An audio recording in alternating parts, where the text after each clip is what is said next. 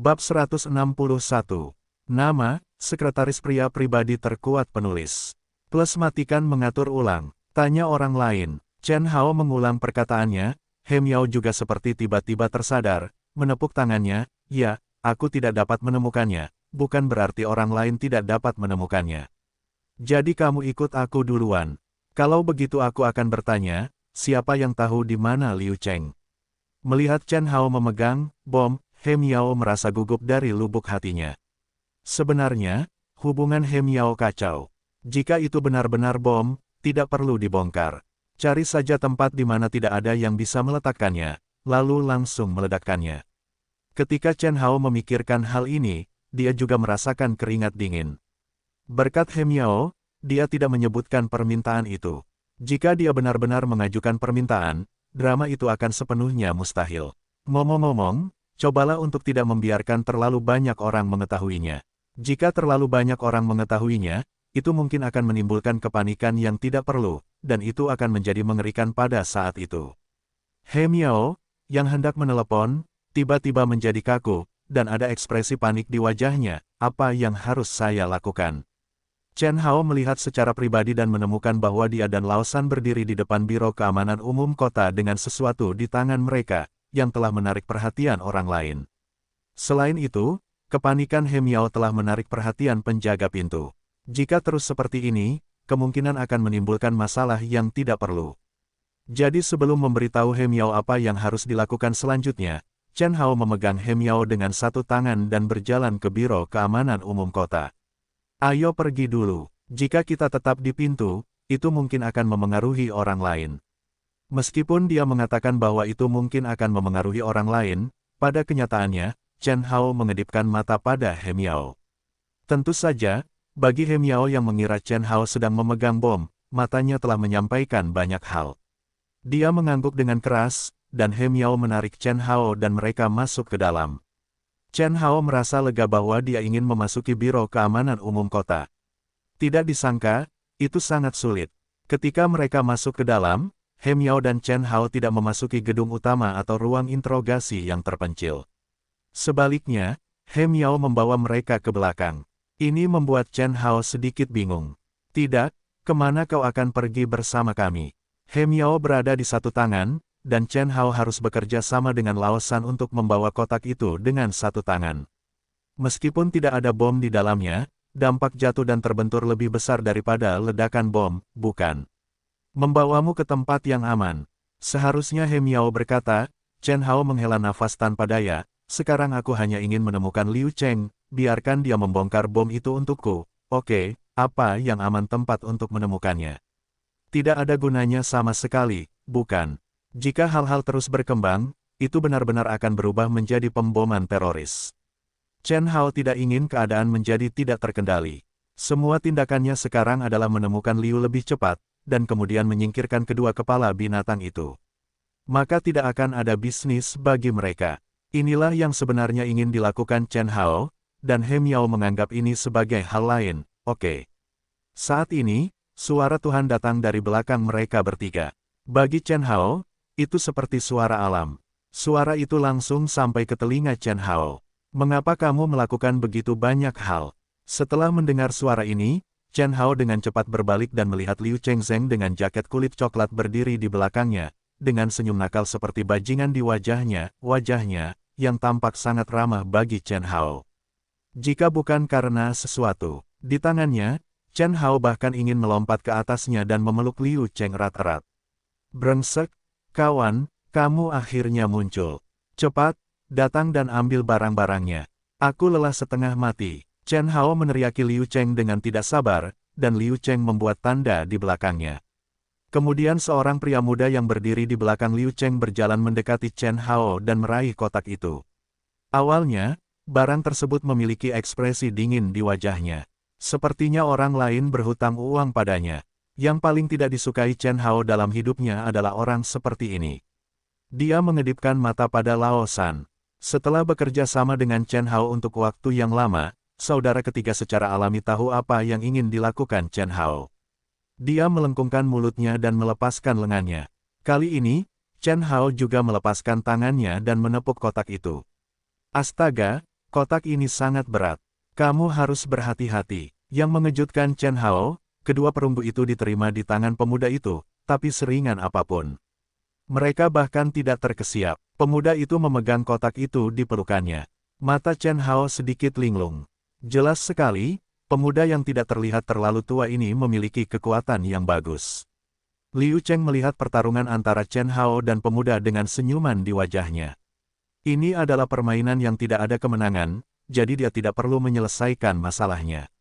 Tapi dia menantikan bagaimana jadinya ketika dua orang benar-benar bertabrakan. Chen Hao mengalihkan pandangannya dari orang lain, menarik napas, menoleh, dan menatap He Miao. Terima kasih. Jika bukan karena Anda, kami mungkin tidak akan bisa memasuki Biro Keamanan Umum dengan mudah kali ini. He Miao tersipu ketika mendengar ucapan terima kasih Chen Hao. Dari sudut pandangnya sendiri, dia tidak membantu sama sekali. Sekarang Chen Hao sangat tulus berterima kasih padanya, yang tentu saja agak malu. Orang baik, apa isinya? Berat sekali. Meskipun dia tahu bahwa sangat penting bagi Chen Hao untuk menemukan dirinya sendiri, Liu Cheng juga sangat terkejut karena tiba-tiba mengeluarkan benda seberat itu, dan yang mengejutkannya masih tertinggal. Chen Hao berjalan mendekati Liu Cheng, menepuk bahu Liu Cheng, lalu berkata sambil tersenyum, ini benda yang bagus, bayi besar. Bukankah itu bom? He Miao bertanya dengan curiga. Wajah Liu Cheng dan pemuda itu tiba-tiba berubah, sementara Chen Hao merasa malu sejenak. Kemudian dia menjelaskan, ya, itu bom, tetapi bagi Tuan Liu, bom adalah harta karun. Hahaha. Mendengar rasa malu dalam nada bicara Chen Hao, Liu Cheng samar-samar menebak sesuatu. Baiklah, Kamerat He Miao, kami akan mengambil alih hal berikutnya. Terima kasih atas kerja-samanya. Saya harap urusan hari ini tidak akan dipublikasikan. Di depan He Miao, Liu Cheng masih harus bersikap sedikit resmi. Setelah mendengar apa yang dikatakan Liu Cheng, He Miao mengangguk sedikit lalu pergi. Namun, ketika dia pergi, dia menatap Chen Hao dengan khawatir. Dia tidak pergi sampai Chen Hao memberi isyarat bahwa tidak akan ada masalah. Ketika He Miao pergi, Liu Cheng membuka kotak itu sambil mengerutkan kening. Setelah membuka kotak itu, bahkan wajah Liu Cheng berubah, dan matanya menatap Chen Hao penuh dengan keheranan. Di mana kamu mendapatkan ini? Tidak peduli seberapa cepat pikiran Liu Cheng berputar dan berapa banyak hal yang dia pikirkan, dia tidak pernah menyangka bahwa Chen Hao memiliki dua kepala perunggu di Yuan Mingyuan. Melihat wajah Chen Hao yang santai, sepertinya dia tidak melakukan apapun. Karena kamu begitu kuat, kamu tidak tahu dari mana aku mendapatkan benda ini. Liu Cheng menatap Chen Hao, menggelengkan kepalanya dan tersenyum. Tampaknya Chen Hao telah melakukannya dengan baik akhir-akhir ini. Anak laki-laki ini, seperti yang diharapkan, tidak bisa terlalu meremehkannya. Baiklah, kalian berdua ikut denganku dulu, simpan dua harta karun ini, mari kita bicarakan hal-hal lain. Kemudian Liu Chenggong memimpin dan berjalan maju. Arah yang dia tinggalkan bukanlah untuk pergi ke Biro Keamanan Umum Kota, tetapi untuk keluar dari kompleks Biro Keamanan Umum Kota dan ke sebuah restoran kecil di seberang jalan. Awalnya, Chen Hao tidak begitu mengerti apa yang sedang terjadi, tetapi ketika dia memasuki restoran kecil itu dan melihat mata pemiliknya menatap Liu Cheng, Chen Hao mengerti bahwa restoran kecil itu adalah markas Liu Cheng di kota Xinhe. Saya heran, jika Anda tidak pergi ke tempat sebesar Biro Keamanan Publik Kota, mengapa Anda mencari tempat sekecil itu?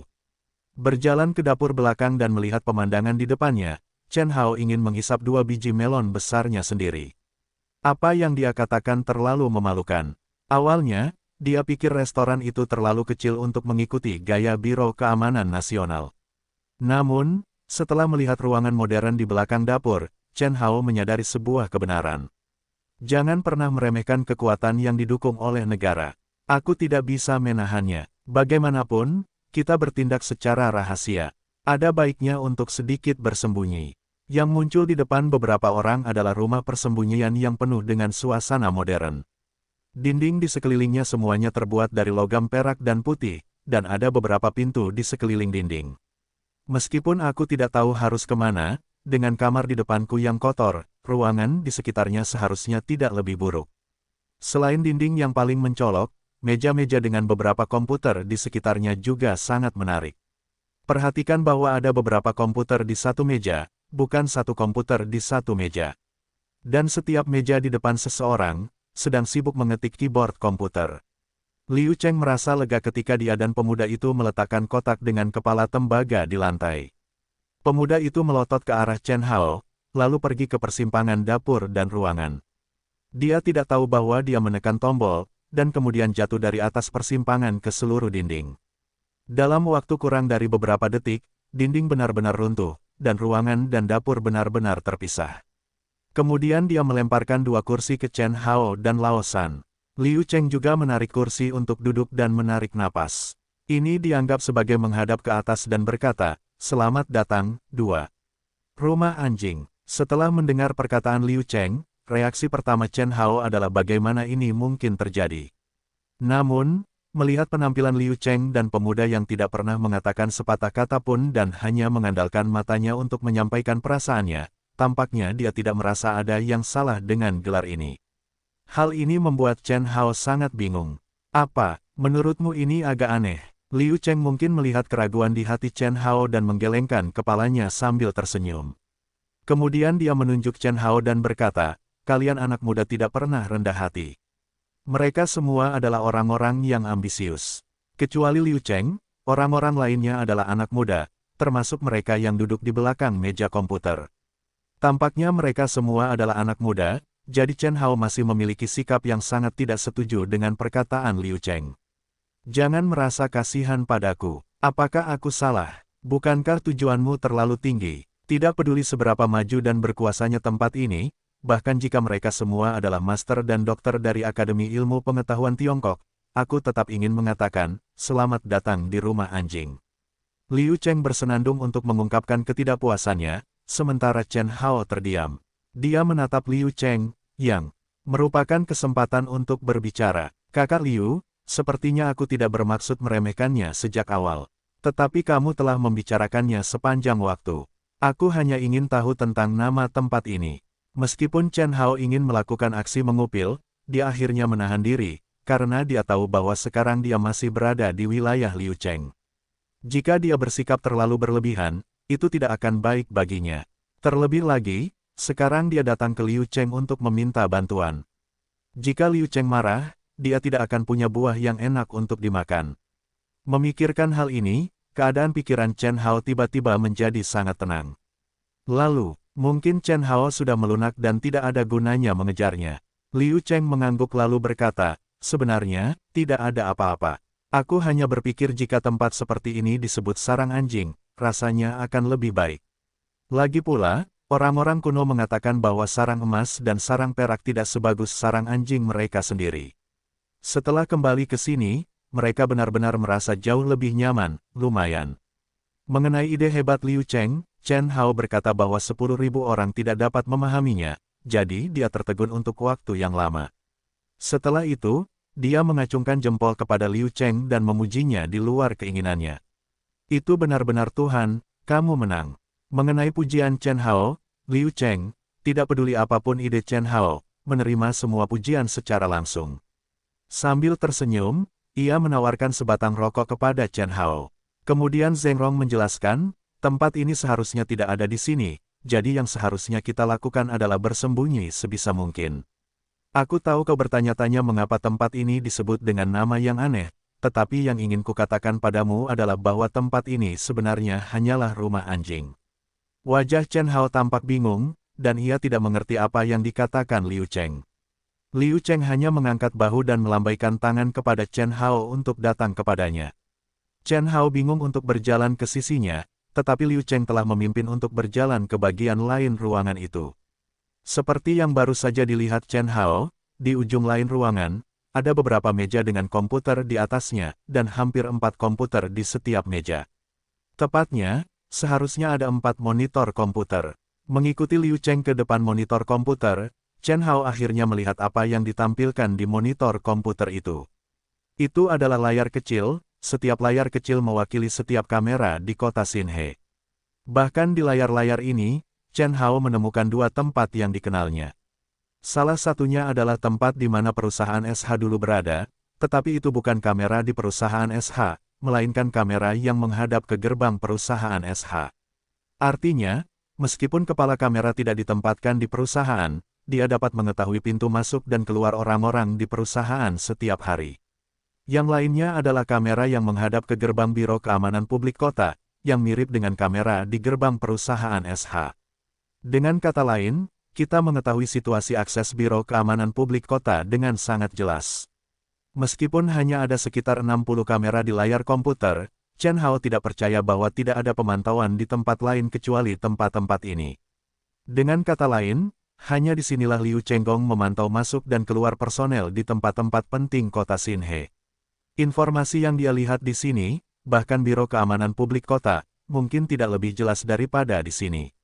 Apa yang terjadi? Setelah melihat hal-hal ini, reaksi pertama Chen Hao secara alami terkejut, sangat terkejut. Tidak peduli siapa yang melihat hal-hal ini, dia akan sangat terkejut, bukan?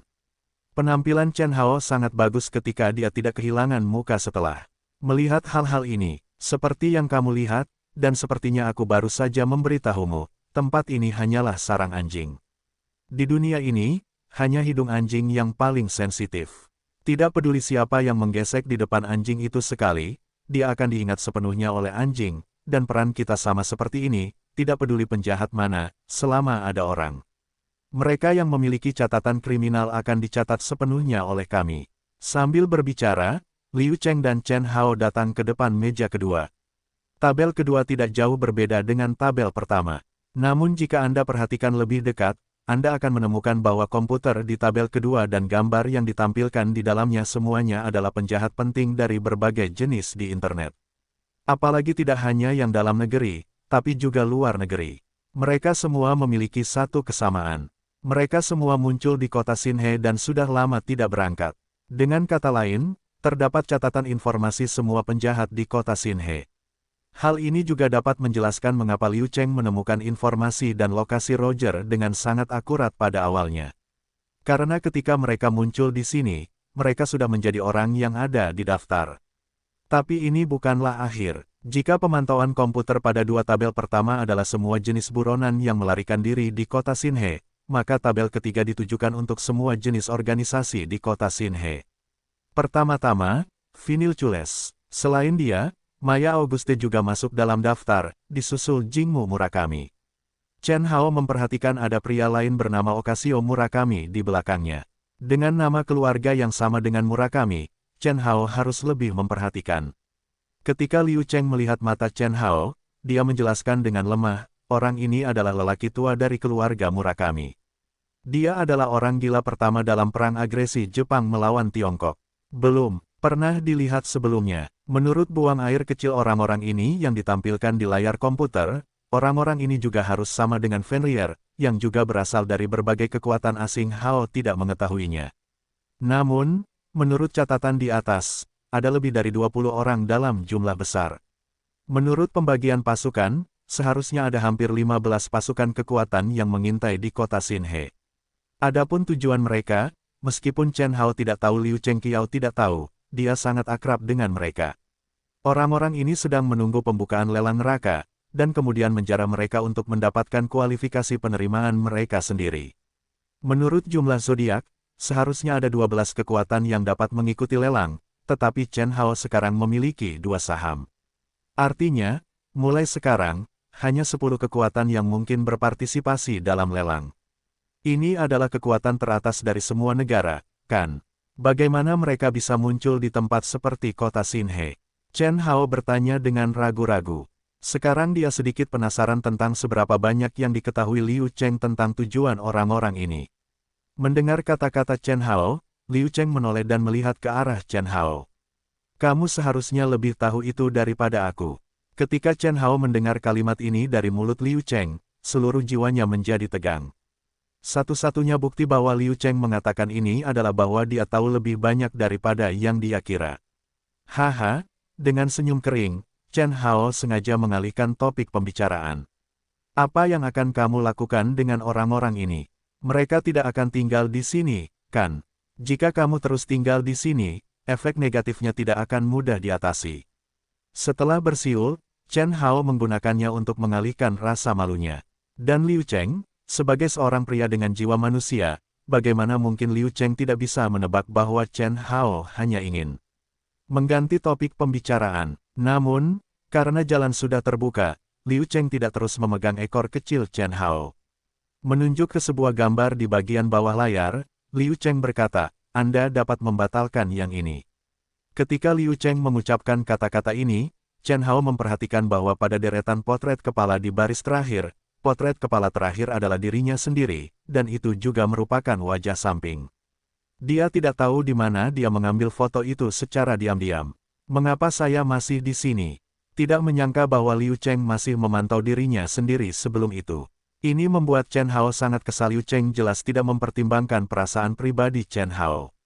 Setelah ia memberitahu pemuda yang duduk di depan meja komputer untuk membatalkan informasi Chen Hao, Liu Cheng fokus pada 3 orang tua yang tidak pernah berbicara. Wang Mingsheng, jenderal nomor 1 dari organisasi tentara bayaran Huangquan sebelumnya, adalah salah satu penguasa Yama asli. Kemudian, ketika organisasi Huangquan menghilang di dunia tentara bayaran, ia juga kembali ke Tiongkok dan mengembara ke seluruh negeri. Hingga hampir 3 bulan yang lalu, ia muncul di kota Xinhe, dan kemudian tinggal sampai sekarang. Liu Chenggen tidak mempertimbangkan apakah akan memberi muka kepada Chen Hao atau tidak, jadi ia mengungkapkan inti dari 3 orang tua itu. Setelah mendengar berita itu, Chen Hao terkejut dan otot-ototnya menegang. Meskipun ia memberitahu Liu Cheng apa yang terjadi selama ia dilatih oleh tentara bayaran di pulau terpencil, ia tidak mengatakan sepatah kata pun tentang pembentukan organisasi tentara bayaran Huangquan.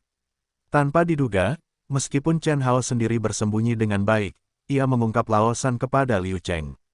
Karena identitasnya telah terbongkar, orang ketiga itu tidak bermaksud untuk terus bersembunyi. Dia membungkuk sedikit pada Liu Cheng. Orang ketiga berkata dengan sopan, aku akan membuatmu tertawa. Aku telah menyembunyikan identitasku begitu lama. Aku tidak menyangka akan ditemukan olehmu. Aku tidak punya pilihan selain menyembunyikan identitasku. Maafkan aku, namun, aku adalah jenderal nomor 1 dari organisasi tentara bayaran Huangquan. Si tua ketiga tidak pernah menjadi tipe orang yang menyembunyikan kepala dan ekornya. Jika identitasnya belum terungkap, lebih baik menyembunyikannya. Namun karena identitasnya telah terbongkar, tidak ada yang perlu dikatakan. Lebih mudah untuk membawa sedikit perasaan baik kepada orang lain daripada pengakuan Da Fangfang. Janjimu sangat lugas. Kalau begitu, aku tidak akan mengatakan kata-kata yang tidak senonoh itu. Apa yang ingin kamu lakukan ketika kamu datang ke sini? Yang dimaksud Liu Cheng adalah bahwa dia ingin menyelesaikan masalah ikan-ikanan itu sebelum dia melakukannya dengan baik, tetapi dia tampaknya meremehkan si tua ketiga. Dengan Chen Hao yang sudah begitu lama, Laosan kurang lebih sudah melihat beberapa kejadian. Tentu saja, dia tidak akan membocorkan semua informasinya hanya karena 2 ancaman Liu Cheng.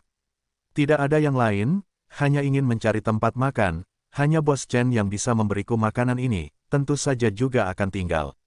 Benarkah? Ketika dia mengatakan ini, mata Liu Cheng masih memperhatikan reaksi Chen Hao. Kemudian dia menatap Chen Hao sambil tersenyum dan berkata, tapi aku benar-benar berpikir ketika kalian datang ke sini, itu hanya saat Chen Hao akan tiba di kota Xinhe. Apakah ini kebetulan, kalian berdua? Siapa yang bilang tidak? Begitu aku datang ke sini, aku bertemu Chen Hao, yang juga baru saja kembali. Kemudian kami memiliki hubungan mata ke mata yang lengkap. Takdir, jadi ini adalah takdir. Petik 2, yang ketiga juga seorang bajingan, dan kata-katanya mengalir deras. Untuk beberapa saat, Liu Cheng tidak tahu harus berkata apa, sementara Chen Hao menyilangkan tangannya dan memasang postur menonton drama. Pada saat ini, pemuda yang berdiri di samping berbicara. Apakah kalian berdua sudah cukup bicara? Fakta-faktanya ada di depan kalian. Tidak ada artinya bagi kalian untuk mengatakan itu.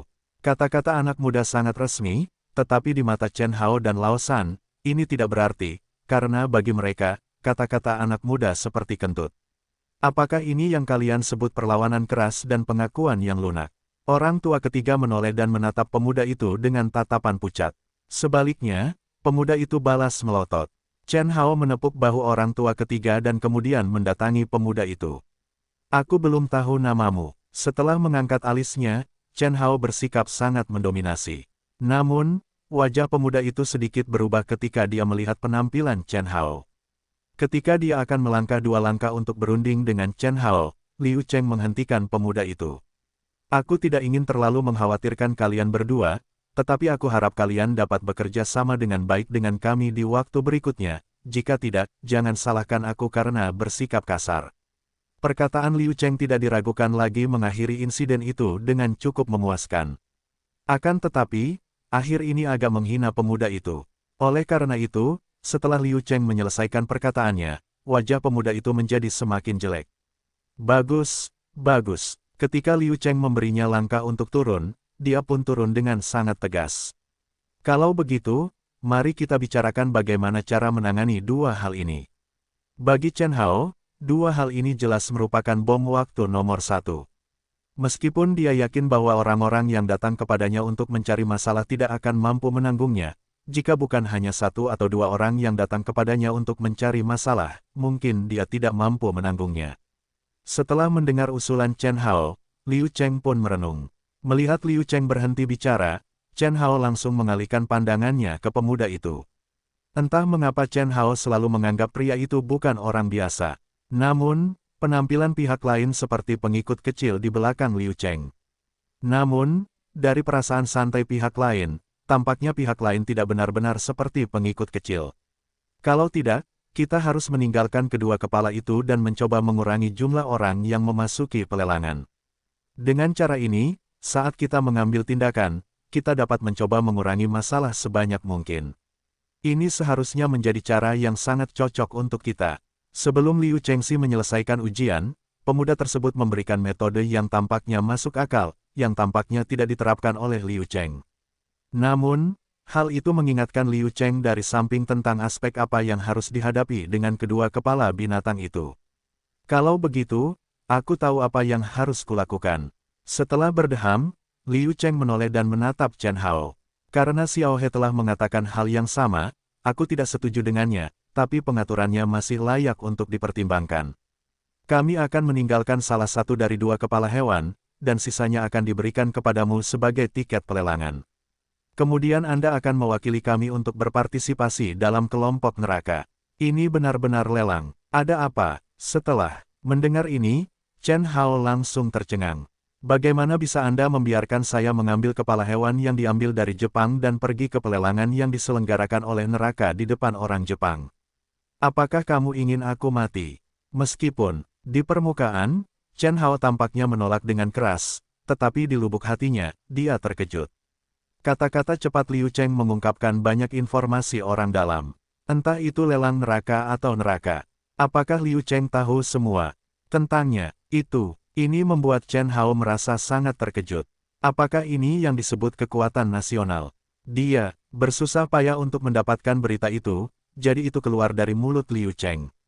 Ekspresi wajah Chen Hao menjadi lebih tegas lagi. Tidak, saya tidak akan pernah melakukannya. Menurut apa yang Anda katakan, meskipun saya bisa mengikuti pelelangan, pada akhirnya saya akan terpotong-potong. Tahukah Anda, kepala ayam, binatang, dan sapi semuanya diambil dari orang Jepang, yang tidak diketahui orang lain. Tetapi jika orang Jepang tidak dapat berpartisipasi dalam pelelangan, apakah mereka yakin saya akan menyebarkan beritanya, dan kemudian saya akan membawa salah satu dari dua kepala ini ke pelelangan? Bukankah saya akan menelepon diri saya sendiri? Apa yang dikatakan Chen Hao juga beralasan, yang membuat orang sama sekali tidak dapat menemukan masalah. Liu Cheng sepertinya mengira Chen Hao akan mengatakan hal seperti itu, jadi ketika Chen Hao selesai, Liu Cheng bangkit dari kursinya, berbalik dan berjalan menuju pintu di sisi kiri ruangan. Chen Hao dan Lao San saling memandang dan melihat bahwa pemuda itu juga mengikuti dari dekat. Mereka juga mengikuti. Sebelum memasuki ruangan, hati Chen Hao sangat menolak usulan Liu Cheng. Tapi setelah memasuki ruangan, melihat beberapa brankas transparan yang dipasang di ruangan itu, pikiran Chen Hao segera menunjukkan tanda-tanda mengendur. Kami tidak pernah mengatakan kami akan membiarkan Anda membawa salah satu dari dua kepala ini ke pelelangan, benarkah? Pria muda itu menoleh dan mengucapkan kalimat seperti itu, yang mengungkapkan bahwa dia memandang rendah Chen Hao. Satu-satunya reaksi Chen Hao adalah tertawa. Karena di depannya, ada 12 brankas kaca transparan. Di brankas-brankas ini, sebagian besar kosong, dan hanya 3 di antaranya yang berisi barang-barang. Yang ada di dalamnya sebenarnya adalah 3 kepala hewan, yaitu kepala harimau, kepala tikus, dan kepala domba. Selain itu, Chen Hao memegang kepala ayam dan kepala sapi di tangannya. Artinya, hanya ada 7 kepala hewan yang beredar di luar. Pada saat ini, Chen Hao akhirnya menyadari kekuatan negara yang dahsyat. Tepat ketika Inggris, Prancis, Amerika Serikat, Rusia, Jepang, Italia, dan negara-negara lain bersaing untuk mendapatkan kepala hewan dan bersiap untuk berpartisipasi dalam pelelangan yang diselenggarakan oleh neraka. Berapa banyak kepala hewan yang ditaruh di kompartemen dapur belakang sebuah restoran kecil. Chen Hao tidak dapat membayangkan kata-kata seperti apa yang harus digunakan untuk menggambarkannya. Singkatnya, gantung. Jika Anda harus mengatakan beberapa kata lagi, itu adalah tidak ada yang kalah. Melihat Chen Hao yang tercengang, jejak ejekan muncul di wajah pemuda itu. Menurutmu, berapa kemungkinan kematianmu sekarang? Sekarang Chen Hao menatap pemuda itu dan ingin memukul wajahnya dengan tinju.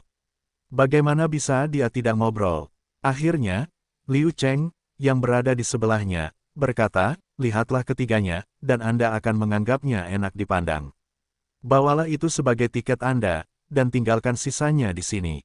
Taruh saja di sini. Yang ketiga bingung, lalu dia mengambil kepala hewan itu dan ingin pergi ke brankas transparan. Sebelum dia melangkah keluar, Chen Hao langsung mengulurkan tangan dan menahannya, jangan bergerak. Dipegang oleh Chen Hao, Lao Shan menatap Chen Hao dengan curiga, tapi mata Chen Hao tertuju pada Liu Cheng. Karena kamu berani meletakkan benda ini di sini secara terbuka, cara apa yang kamu ambil? Chen Hao juga memiliki alasannya sendiri untuk mengatakan ini, karena dia menemukan bahwa setelah memasuki pintu, kecuali ketidakpedulian Liu Cheng, bahkan pemuda yang mengikuti Liu Cheng tidak berani berjalan-jalan. Jadi Chen Hao merasa pasti ada sesuatu yang mencurigakan di ruangan ini. Fakta membuktikan bahwa dugaan Chen Hao memang benar, karena ketika mengucapkan kata-kata tersebut, wajah Liu Cheng langsung menampakkan senyuman biasa, sedangkan pemuda itu justru sebaliknya, menunjukkan sikap yang sangat kesal. Ruangan ini terlihat sangat terbuka di permukaan. Kecuali di sisi dekat dinding, ada 12 brankas kaca yang berurutan. Tidak ada jarak antara pintu dan brankas. Selain itu, selain tampilan pintu dan dinding depan yang normal, semua tempat lainnya sangat terbuka, kecuali tanah licin. Pada bagian atas ruangan tidak terdapat fasilitas penerangan, namun cahaya yang dipancarkan dari sudut atas ruangan menimbulkan kesan yang sangat misterius pada ruangan tersebut. Kamu bocah kecil, tidak heran kamu bisa selamat dari tempat itu dan kembali dengan selamat ke kota Xinhe. Kesadaran yang tajam seperti itu seharusnya memberimu banyak bantuan. Senyuman di wajah Liu Cheng tidak pernah hilang sejak Chen Hao mengatakan sesuatu. Setelah memujinya, Liu Cheng menjelaskan, meskipun tidak ada tindakan pengamanan di ruangan ini, ada pembunuhan tersembunyi di mana-mana di ruangan ini. Mari kita ambil yang paling sederhana, yaitu lapangan. Liu Cheng menunjuk ke tanah lalu menginjaknya. Ketika Liu Cheng menginjak tanah, tidak terjadi apa-apa. Namun ketika Liu Cheng melemparkan puntung rokok di tangannya ke tanah, puntung rokok tersebut menjadi hitam saat menyentuh lantai ruangan, seperti terbakar api ketika matanya menyentuh tanah.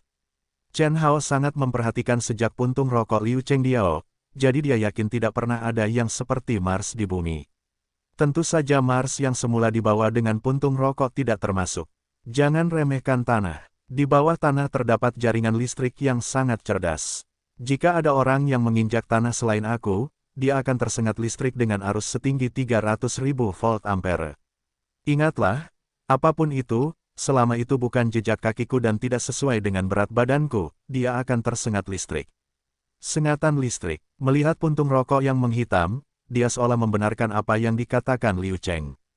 Bahkan jika penyusup itu memiliki berat badan dan jejak kaki yang sama denganku, jika postur berjalan orang itu berbeda dari postur berjalanku yang biasa, dia akan tersengat listrik.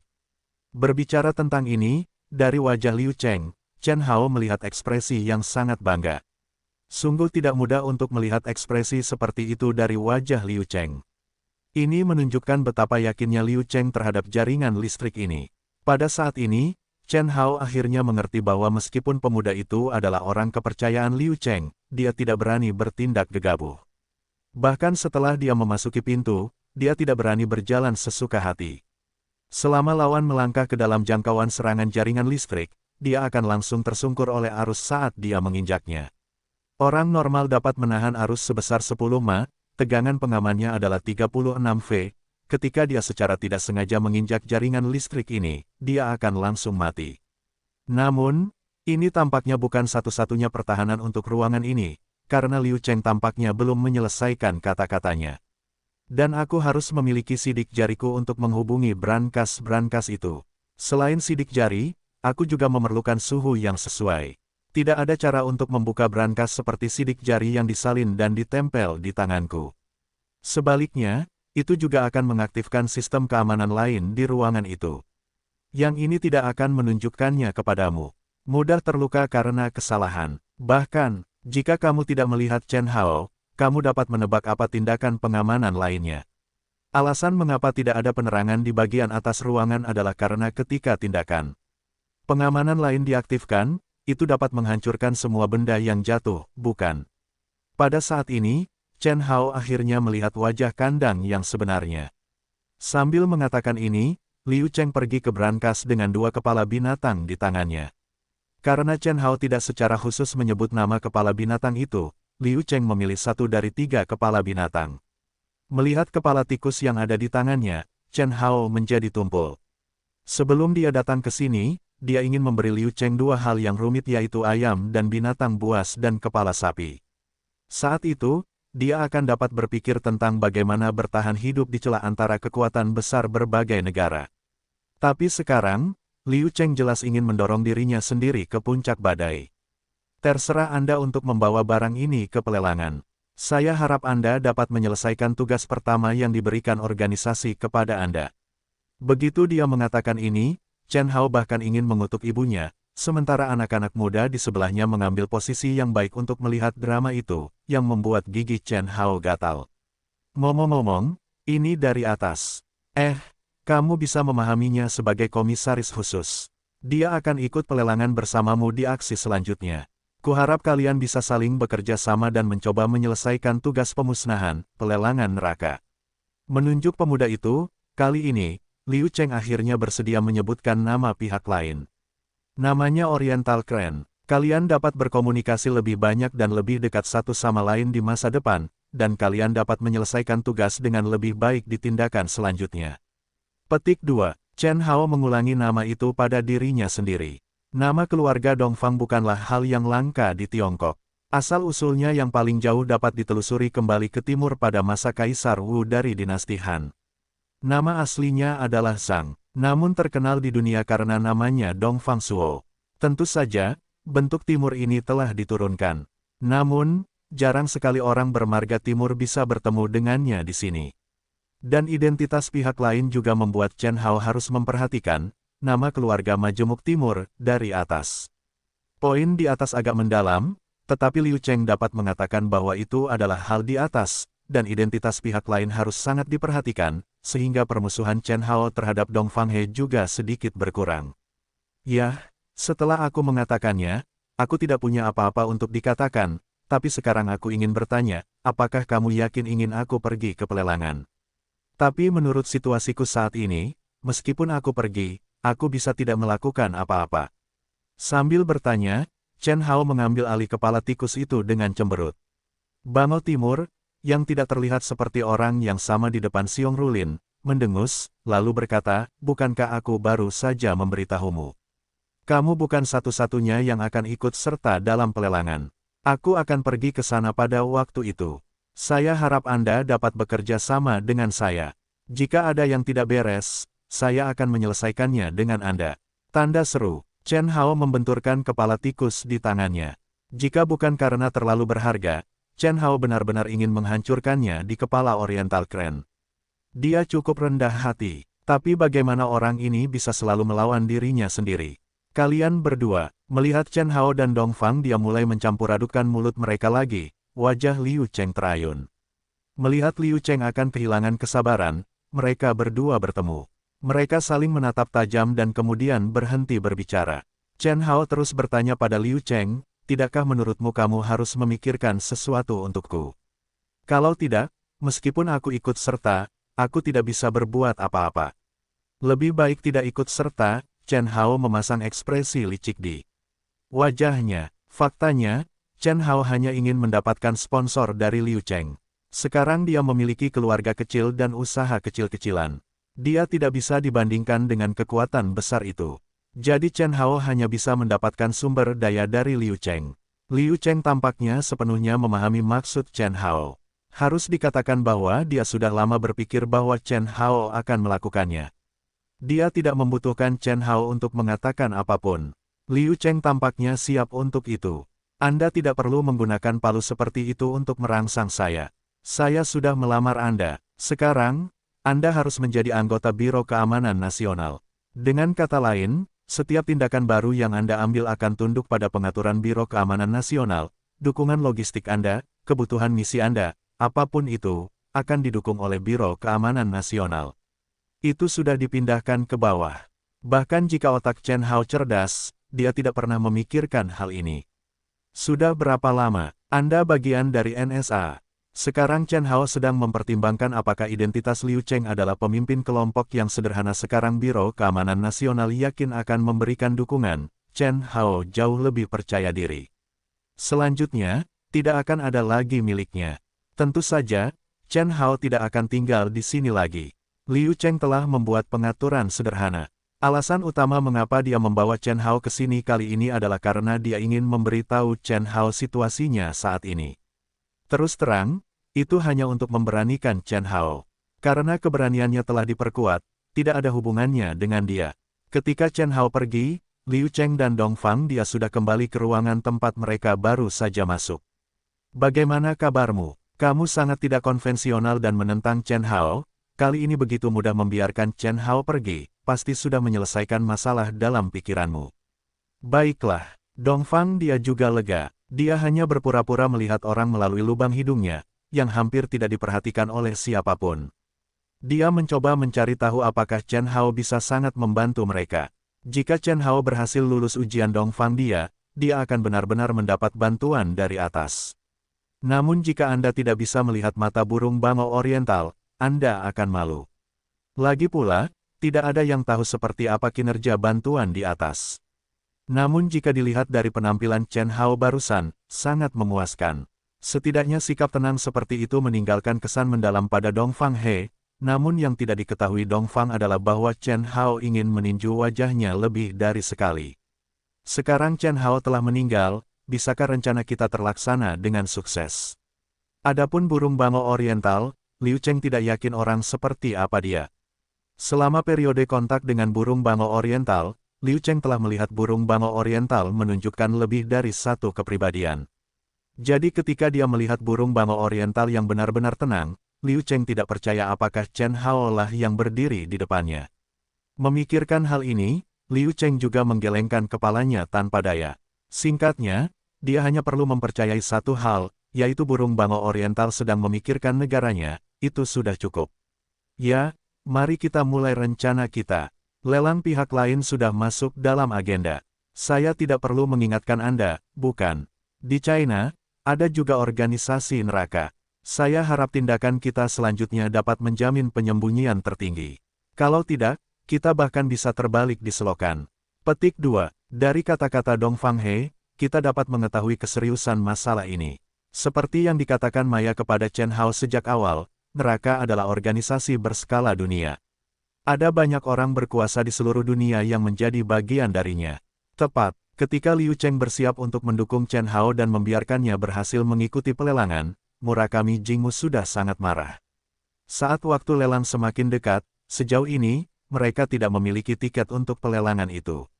Dengan begitu, mereka bahkan tidak bisa mengikuti lelang berikutnya, apalagi melakukan pengaturan apapun.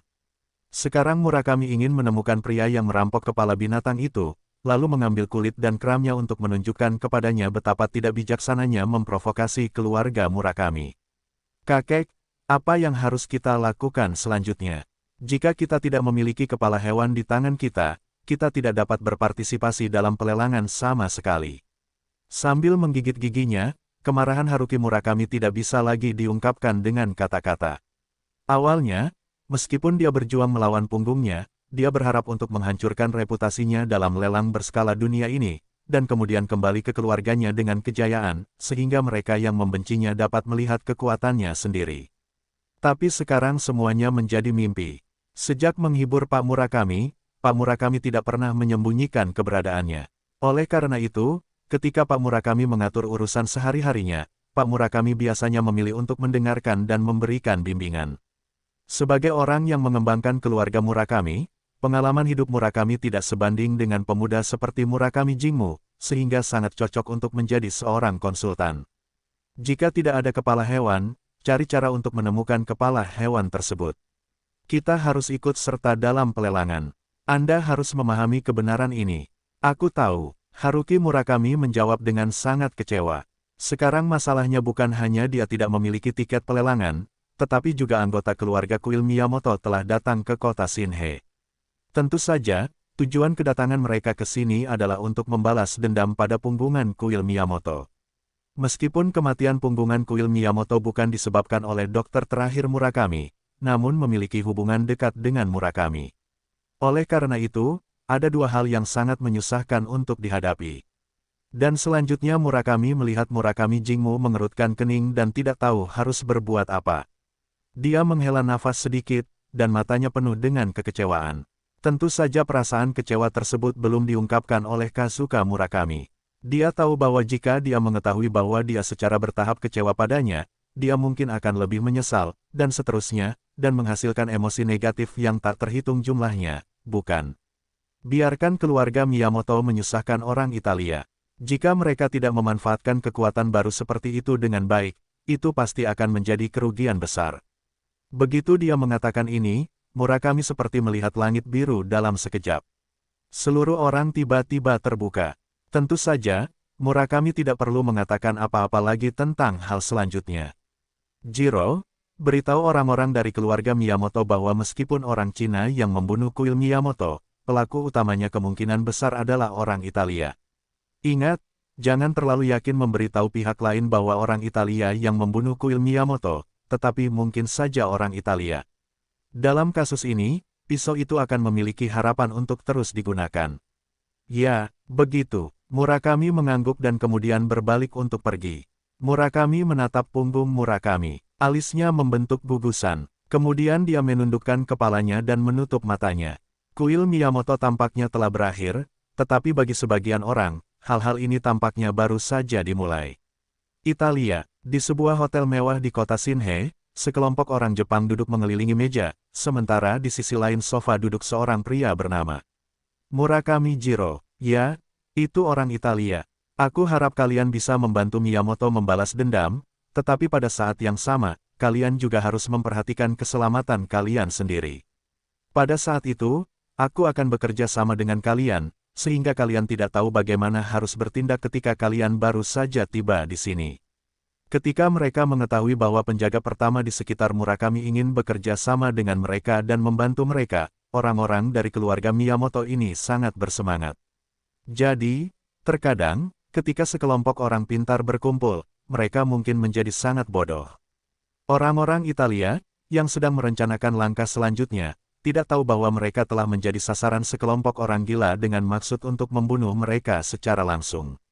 Namun, selain orang-orang dari keluarga Miyamoto ini, ada juga beberapa kekuatan yang juga berfokus pada orang Italia.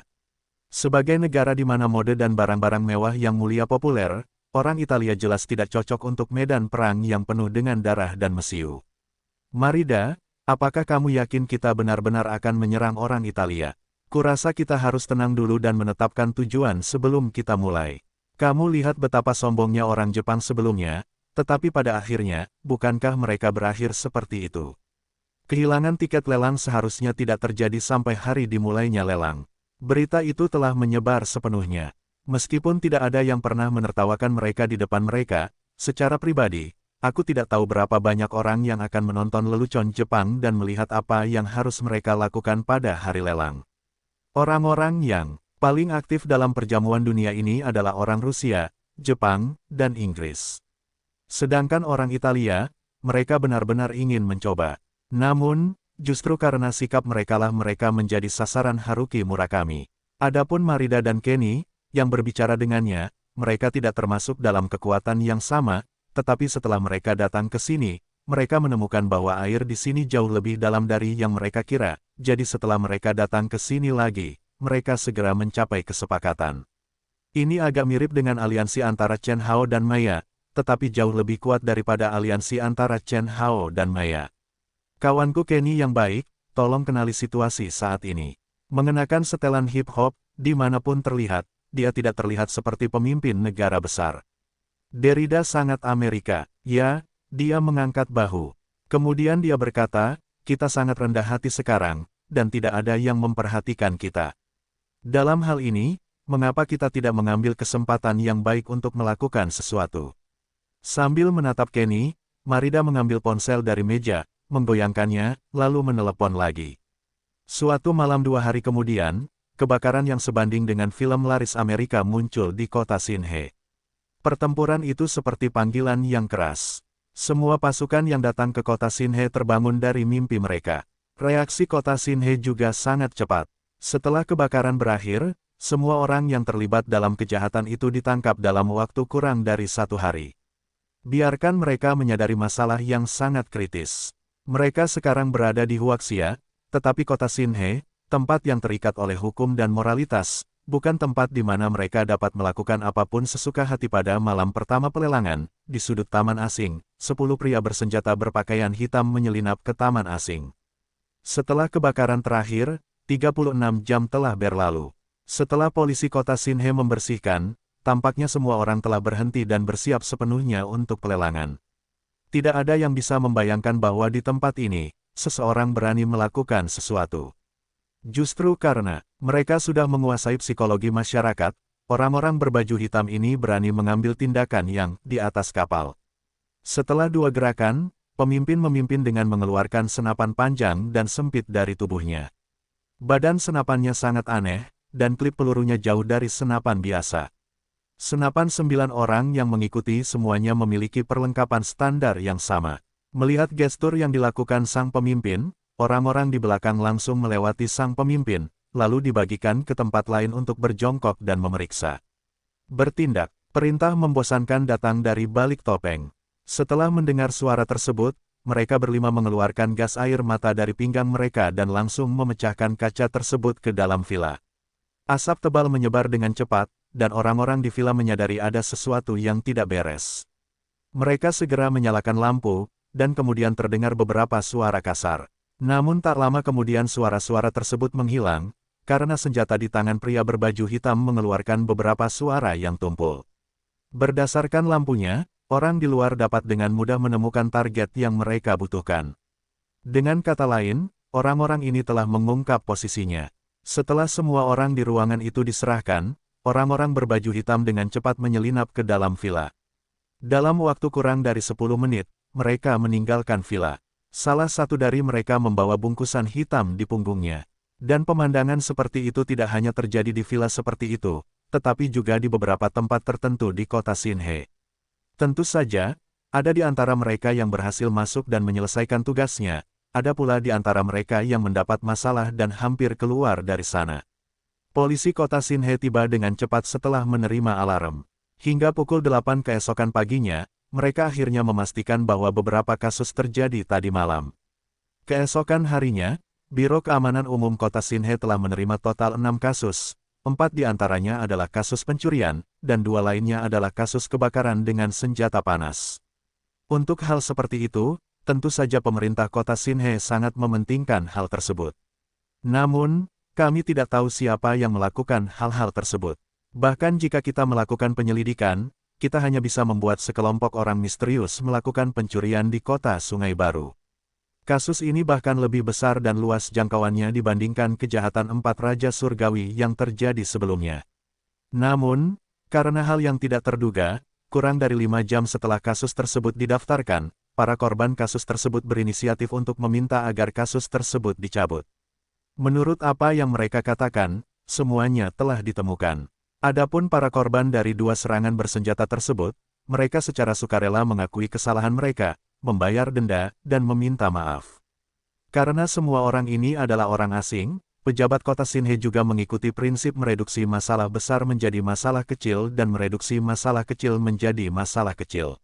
Oleh karena itu, masalah ini telah ditekan dengan cara ini. Namun, apakah sesuatu benar-benar telah ditemukan? Siapa yang tahu? Artinya, hanya ada 3 dari 7 kepala perunggu yang dulu ada di luar. Dia sedang mengemasi kepala tikus di tangannya untuk pelelangan besok. Berita yang dia dapatkan bukan dari Cao Fei, juga bukan dari Liu Cheng, juga bukan dari Maya. Itu dari Fenrir. Setelah menerima telepon dari Fenrir, Chen Hao menjadi lesu, karena dia tidak tahu bagaimana menjawab telepon, atau bagaimana menjawabnya. Setelah telepon tersambung, Fenrir tidak memberi Chen Hao waktu untuk menenangkan pikirannya. Sebaliknya, dia mengobrol dengan Chen Hao dengan nada yang sangat akrab, seperti teman lama. Ini adalah sesuatu yang tidak dapat dipahami Chen Hao, tetapi dari nada Fenrir, pihak lain tampaknya sangat menikmati seluruh proses tersebut sehingga mereka berbagi pesan yang sangat penting dengan Chen Hao. Dari apa yang terjadi tadi malam, kita dapat yakin bahwa hanya kita, Rusia, dan Jepang yang memiliki kepala binatang. Karena serangan tadi malam, hanya kita dan Rusia yang berhasil memblokirnya, dan kita semua bertemu tangan hitam. Fenrir tidak keberatan membocorkan informasi tersebut kepada Chen Hao, tetapi Chen Hao sedang bermimpi. Menurut informasi Fenrir, hanya 4 perusahaan yang mungkin dapat berpartisipasi dalam pelelangan sekarang. Karena kepala 4 pasukan dirampok, dan 2 yang tersisa memblokir serangan. Di pihak Liu Cheng, dengan kepala Chen Hao di tangan, hanya ada 5. Jika Anda menghitung seperti ini, hanya ada 11. Yang tersisa hilang. Namun menurut Chen Hao, kepala binatang itu pasti akan muncul sebagai tiket. Bukankah orang Jepang mengatakan tidak ada kepala binatang? Mengapa mereka bisa berpartisipasi dalam pelelangan? Chen Hao bertanya dengan ragu-ragu. Meskipun dia telah menebak bahwa kepala binatang yang tersisa mungkin ada di tangan orang Jepang, Chen Hao penasaran mengapa pihak lain mendapatkan satu-satunya kepala binatang yang tersisa. Dan Fenrir telah membocorkan semua rahasia terbesar kepada Chen Hao, jadi tentu saja dia tidak keberatan memberitahu Chen Hao rahasia yang sebenarnya bukan rahasia. Haruki Murakami, dia punya saudara laki-laki, dan saudara laki-lakinya, sejak awal, juga berada di kota Shinhe, dan dia adalah pencatut keuntungan terbesar di medan perang sebelum pelelangan. Karena dari awal hingga akhir, ada kepala binatang buas yang tersembunyi di tangannya. Kakak Murakami, ini benar-benar berita yang mengejutkan bagi Chen Hao. Sungguh luar biasa. Bagaimana mengatakannya? Sepertinya hanya 3 kata. Tidak mungkin. Benar-benar mustahil. Betapa menyedihkannya bagi orang Jepang untuk dirampok kepala binatang itu, tetapi sekarang mereka mengatakan kepadanya bahwa itu bukan apa-apa. Karena sejak awal, orang Jepang memiliki tiket untuk berpartisipasi dalam pelelangan. Terungkap dan 2 berita mengejutkan dari Fenrir sama sekali tidak ada tekanan psikologis bertanya, mengapa tidak? Anda tahu, orang Jepang adalah orang-orang yang paling banyak melakukan di bidang ini. Mereka juga yang paling gila. Sangat mungkin mereka bisa melakukan ini. Petik 2. Setelah menelan ludahnya, Chen Hao masih tidak percaya bahwa pihak lain benar-benar dapat berpartisipasi dalam pelelangan. Namun, berkat pertukaran informasi kecil Liu Cheng, jika tidak, dia akan benar-benar menjadi musuh yang harus disingkirkan oleh Jepang. Tapi aku masih penasaran, mengapa kamu ingin memberitahuku? Menurut kebenaran, aku sama sekali tidak sejajar denganmu. Aku seharusnya tidak diperhatikan olehmu, kan? Sejauh ini, Chen Hao masih sangat khawatir tentang mengapa Fenrir memberitahunya berita itu, alih-alih diam-diam mengunggahnya dan menggunakannya sebagai kartu. Chen Hao percaya bahwa jika dia adalah anggota keluarga Chules, dia mungkin dapat memanfaatkan orang Jepang untuk berpartisipasi dalam pelelangan, yang akan mengadu banyak orang. Namun, dia tidak memilih untuk mengungkapkan berita itu kepada dirinya sendiri. Ini adalah hal yang paling tidak bisa dipahami oleh Chen Hao. Kamu tidak perlu penasaran, Chen Hao. Di kota Shinhe, kamu adalah orang pertama yang dapat diperhatikan olehku. Meskipun kamu belum muncul, menurutku, kamu pasti orang yang paling sulit di masa depan. Kurasa itu adalah pilihan yang sangat tepat untuk memiliki hubungan yang baik denganmu sekarang. Aku berharap menjadi temanmu, bukan musuhmu. Bukankah ada pepatah yang bagus? Seorang teman dari seorang teman juga seorang teman. Mendengar bahwa Moses Chan adalah tipe orang Huasia, dan dia mengatakan kalimat ini, tetapi Moses Chan masih ingin mengeluh tentang hal itu. Tetapi dia akhirnya menerimanya. Namun, Chen Hao masih ingin memberitahunya bahwa musuh dari musuh adalah temannya. Sekarang pihak lain telah menunjukkan cukup niat baik, jika Chen Hao terus bertahan, Fenrir bukanlah lampu hemat bahan bakar. Ya, aku juga berharap menjadi temanmu, jadi aku berharap jika kita bisa bertemu suatu hari, kita bisa duduk dan minum, daripada saling menunjuk stare. Keluarga Chules seharusnya bisa melakukan itu, kan? Chen Hao tidak tahu banyak tentang Chules dan Fenrir sebelumnya, namun menurut berita dari Chow Fei 2 hari terakhir, itu bukanlah lampu hemat bahan bakar. Tutup telepon, Chen Hao atau tidak menjawab, pacaran Fenrir yang tiba-tiba, bagaimana? Di sisi lain Fenrir, setelah menutup telepon, Fenrir melambaikan ponselnya kepada pemuda yang tergeletak di sofa. Jack kecilku sayang, menurutmu tidak apa-apa melakukan ini. Apakah aku sudah cukup menunjukkan kebaikan? Jika orang Cina bernama Chen Hao tidak tahu berterima kasih, aku tidak akan melakukan apapun. Cukup, ucap pemuda berambut coklat yang terbaring di atas sofa dengan tubuh bagian atas telanjang, sedangkan tubuh bagian atas yang tidak ditutupi pakaian dibalut perban berwarna putih. Jika Chen Hao bersikeras untuk mengambil jalannya sendiri lagi, aku akan melakukannya sendiri. Begitu dia mengatakan ini, wajah Fenrir juga menunjukkan ekspresi puas. Dia bisa mentolerir tuntutan bawahannya.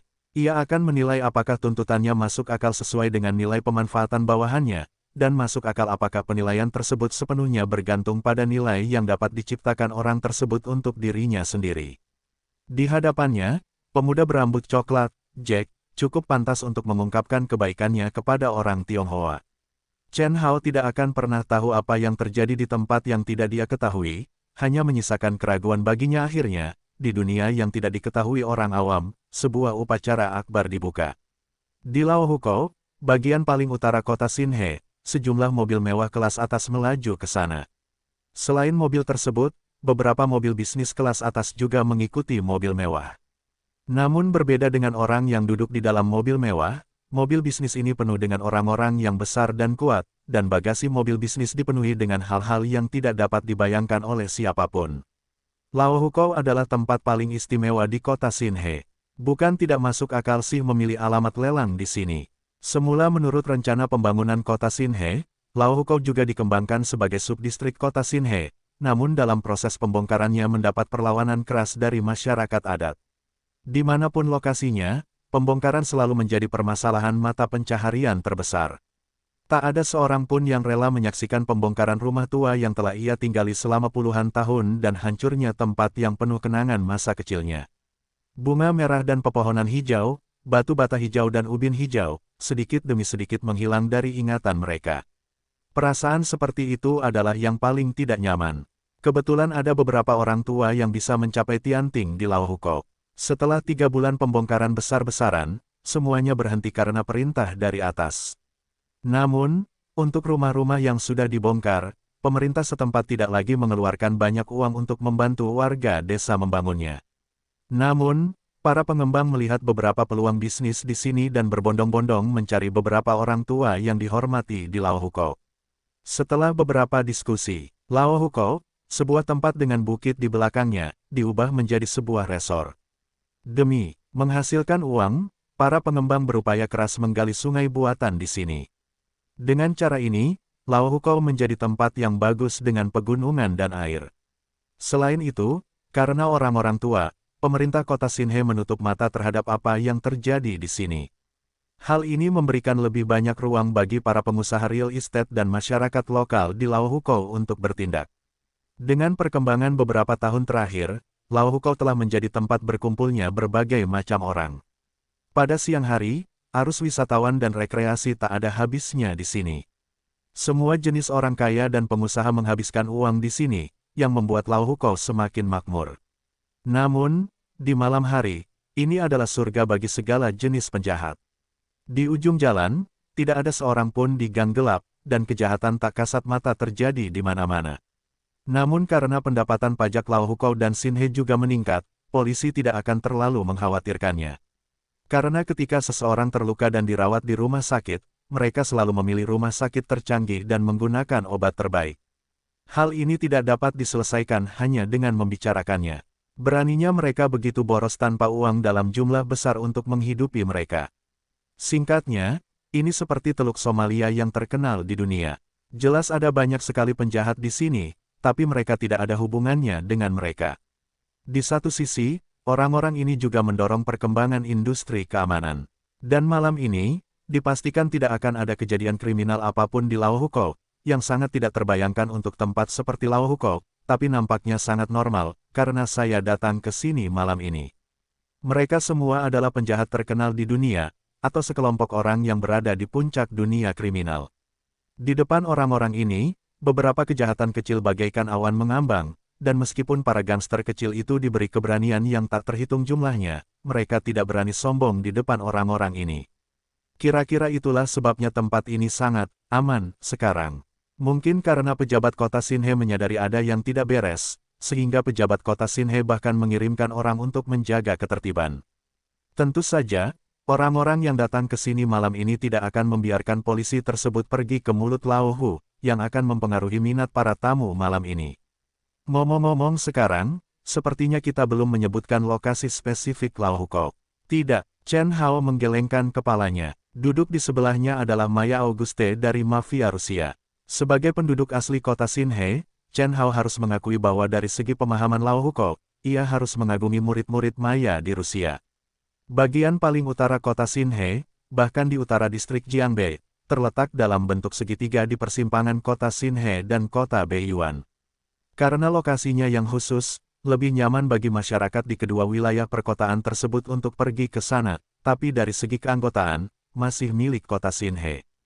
Kemudian, Chen Hao menganggukkan kepalanya. Sejujurnya, jika Maya tidak memberitahunya, dia tidak akan tahu bahwa Lao Hukou di kota Sinhe adalah tempat yang begitu indah.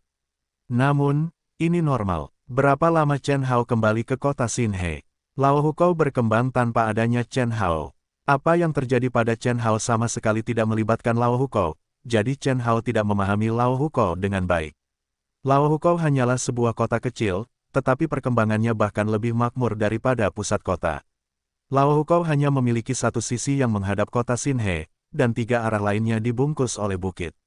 Menghadap kota Beiyuan, itu jalan, seperti pisau yang membelah bukit. Lalu lintas masih lebih nyaman. Saat dia berkata demikian, melalui kaca depan, Maya yang mengangkat kepalanya dan berkata, "Nah, di sana, satu-satunya celah dipotong oleh sungai buatan." Secara geografis, itu seperti benteng alami. Bahkan jika terjadi kesalahan, orang-orang di Lao Hukou dapat berlari ke beberapa arah lain. Tidak akan butuh waktu lama untuk masuk ke pegunungan. Kecuali mencari di pegunungan, tidak ada seorang pun yang dapat ditemukan. Bayangan, terus terang saja, apa yang disukai Lao Hukou oleh orang-orang besar dengan uang dalam jumlah besar adalah gunung yang didukung Lao Hukou. Dia menoleh dan melihat BMW di belakangnya. Di mobil itu, ada Feng Dazuang dan Lao San, dan kemudian ada hal penting lainnya, tiket pelelangan. Kepala tikus itu, ngomong-ngomong, sampai sekarang, aku tidak tahu apa tiket pelelanganmu. Bisakah kau menunjukkannya padaku? Tentu saja, berbicara tentang kepala binatang buas, Maya tidak bermaksud untuk waspada terhadap Chen Hao. Dia mengeluarkan spesimen hewan dari koper perak di sampingnya, dan spesimen itu adalah kepala seekor antelop. Melihat benda ini di tangannya, Chen Hao tidak bisa bereaksi. Melihat Maya, Chen Hao menabrak kepala antelop itu. "Apa maksudmu?" "Yah, maaf. Aku lupa. Aku sedikit khawatir ketika aku keluar." "Hahaha." Maya menyentuh kepalanya dan tertawa sebentar. Kemudian dia mengambil kepala antelop itu dari tangan Chen Hao. Kemudian dia mengambil pisau panjang lebih dari 2 kaki dari bawah pangkalnya. Di depan wajah Chen Hao, dia memotong kepala antelop itu secara langsung. Awalnya, Chen Hao tidak mengerti apa maksud tindakan Maya, hingga setelah pisau panjang itu mengenai kepala spesimen antelop dan mengenai beberapa percikan api, Chen Hao langsung tahu apa maksudnya. Kepala hewan itu ada di kepala spesimen antelop ini. Chen Hao telah melihat benda ini di Villa Maya lebih dari sekali, tetapi dia tidak pernah memperhatikannya, karena orang asing memiliki sedikit masalah, yaitu menunjukkan kekuatan mereka melalui beberapa perilaku berburu. Misalnya, orang asing yang berburu singa dan buaya menikmati proses membunuh mangsanya. Chen Hao berpikir bahwa Maya juga memiliki masalah kecil seperti itu. Tetapi dia tidak pernah menyangka bahwa ada kepala hewan senilai 60 juta yuan yang disembunyikan di dalam benda ini. Namun, melihat perilaku Maya, Chen Hao sedikit bingung, karena dia telah melihat kepala seekor kambing di kandang Liu Cheng, tetapi apakah kepala antelop ini sulit diisi dengan kepala hewan lain? Kemudian Chen Hao tahu apa yang ada di dalamnya. Tepatnya, setelah melihat kepala binatang yang diambil Maya, Chen Hao sedikit tertegun dan tidak tahu harus berkata apa. Karena Maya benar-benar mengeluarkan kepala anjing dari spesimen kepala kijang. Inikah legenda jualan daging anjing berkepala domba? Tapi haruskah disebut, menyembunyikan kepala anjing dengan kepala domba? Hei, hal ini yang menjadi sorotan malam ini. Tampaknya, kita bahkan tidak bisa masuk ke Lao Hukou. Maya, sambil tersenyum, menyeka semua benda kotor di kepala binatang itu. Meskipun pisaunya baru saja tersulut, tidak ada bekas yang jelas di permukaan kepala binatang itu. Melihat kepala anjing yang hidup, Chen Hao menggelengkan kepalanya tanpa daya. Sangat mustahil untuk mengatakan bahwa dia tidak tertarik pada hal seperti itu, tetapi itu sudah menjadi kesimpulan pasti. Itu bisa diubah tanpa perubahan. Setidaknya menurut ritme malam ini, kepala binatang itu tidak akan pernah jatuh ke tangannya. Tapi ini bukanlah akhir. Maya menepuk kepala hewan itu dengan ekspresi aneh di wajahnya. Faktanya, saya mendengar bahwa tempat lelang yang diselenggarakan di neraka ini adalah yang termahal dalam sejarah, dan sepertinya ada hubungannya dengan Huaxia. Apa yang kamu katakan? Sejujurnya, meskipun Chen Hao mendapat dukungan dari Biro Keamanan Nasional Liu Cheng Shu di belakangnya, dia tidak berpikir dia memiliki kemampuan untuk merebut kepala anjing dari Maya, jadi sekarang dia hanya bisa melihat Maya keluar dari mobil dengan kepala hewan dan berjalan ke gapura peringatan Lao Hukou. Di bawah lengkungan peringatan, barisan orang berpakaian hitam berdiri di tepi sungai, dan wajah mereka dibersihkan. Awalnya saat Maya bercerita pada Chen Hao, kesan Chen Hao terhadap Lao Hukou hanya tinggal di resort, namun saat benar-benar datang ke Lao Hukou, Chen Hao akhirnya paham. Lao Hukou adalah sebuah kastil. Itu adalah kastil yang independen dari kota Xinhe. Kastil ini dikelilingi parit dan dijaga oleh tentara di bawah tembok kota. Serius, ketika Chen Hao keluar dari mobil dan berjalan ke lengkungan Lao Hukou, dia benar-benar memberinya kesan seperti itu. Mereka yang mengenakan jas hitam dan earphone adalah penjaga kastil. Kali ini, Maya lewat di belakang Chen Hao dan menepuk pundaknya. Ikutlah denganku. Aku punya kepala binatang di tanganku. Sangat mustahil bagi orang yang tidak memiliki kepala binatang untuk masuk ke sini, jadi. Maya memiringkan kepalanya dan menatap Chen Hao, karena Chen Hao sepertinya tidak memperhatikan apa yang dia katakan, dan apa yang dia katakan adalah demi kebaikan Chen Hao. Chen Hao, dengan baik, mendengar suara panggilan Maya, Chen Hao merasa lega karena mengembara. Setelah dia merasa lega, dia melihat kepala binatang di tangan Maya dan melihat sikap ingin tahu pihak lain. Chen Hao mengerti bahwa Maya baru saja memanggil dirinya sendiri. Apa katamu? Bodoh sekali. Melihat penampilan Chen Hao yang kacau, Maya juga merasakan pencapaian. Ia bisa melihat lelaki yang kekuatannya hampir melambung tinggi itu kini menampakkan ekspresi anak desa yang membuat Maya sedikit bangga. Sebenarnya, Chen Hao benar-benar konyol, karena dia belum pernah melihat yang seperti ini. Pada saat ini, sangat normal baginya untuk melihat Lao Hukou, yang gayanya sangat berbeda dari tempat lain, sedikit terganggu. Selain kaget melihat rumah petak, Chen Hao juga memperhatikan banyak mobil yang berhenti di sisi sungai buatan ini. Pemilik mobil ini semuanya adalah anak muda elit dari seluruh dunia. Tentu saja, tidak dapat dipungkiri bahwa beberapa orang tua yang kaya raya akan menjadi sedikit gila di akhir-akhir hidupnya demi memenuhi keinginan di hatinya. Adapun apakah mereka bisa mencapai akhir, siapa yang tahu. Namun dilihat dari terhentinya mereka di sini, mungkin tidak mudah bagi mereka untuk mengikuti lelang dan menjadi pemenang terbesar. Lagi pula, tidak ada seorang pun di sini yang akan mengakui bahwa mereka lebih rendah dari orang lain. Entah kenapa, pelelangannya belum dimulai, tapi sudah memasuki tahap perebutan kekayaan. Lampu neon warna-warni bersinar di pegunungan, Lao Hukou sedang menunggunya, namun kini mereka hanya bisa berdiri di sini menunggu pemilik lelang memberikan permintaan untuk masuk ke Lao Hukou. Meskipun orang-orang ini semua tahu bahwa untuk mengikuti pelelangan, mereka memerlukan kepala perunggu dari 12 hewan zodiak di Yuan Ning Yuan, tetapi mereka tetap ingin mencoba dan melihat apakah mereka dapat mengikutinya dengan beberapa cara. Bagaimanapun, meskipun mereka tidak dapat benar-benar berpartisipasi dalam pelelangan, menjadi penonton pelelangan juga merupakan pilihan yang baik. Namun, Tidak seorang pun benar-benar tahu apa yang akan terjadi setelah pelelangan, karena tidak seorang pun tahu apa yang akan terjadi sebelum pelelangan. Maya menepuk bahu Chen Hao dan mengulangi apa yang baru saja dikatakannya. Yang ingin saya katakan adalah jika Anda ingin masuk dan melihat-lihat, Anda dapat masuk bersama saya. Bagaimanapun, kita berbeda dari orang-orang ini. Kita adalah tamu sungguhan dari pelelangan ini. Di hadapan para tamu, pelelangan akan tetap memberikan standar tertinggi dari layanan VIP. Setelah mendengar apa yang dikatakan Maya, Chen Hao akhirnya mengerti apa yang dimaksud Maya. Meskipun Maya berbicara dengan sangat baik, tampaknya dia ingin mengajak Chen Hao masuk. Tetapi ketika mereka masuk bersama-sama, dengan begitu banyak orang yang menonton, semua orang akan tahu bahwa Chen Hao adalah anggota mafia Rusia. Kekuatan-kekuatan yang memiliki hubungan normal dengan mafia Rusia mungkin membuat Chen Hao tersenyum, tetapi bagaimana dengan mereka yang memiliki perseteruan lama dengan mafia Rusia? Singkatnya, ketika Chen Hao masuk, dia akan dicap sebagai kekuatan mafia Rusia. Jelas, pemandangan seperti itu bukanlah yang ingin dilihat Chen Hao, juga bukan yang ingin dilihat oleh Biro Keamanan Nasional di belakangnya. Jadi Chen Hao hanya tersenyum dan dengan sopan menolak usulan Maya.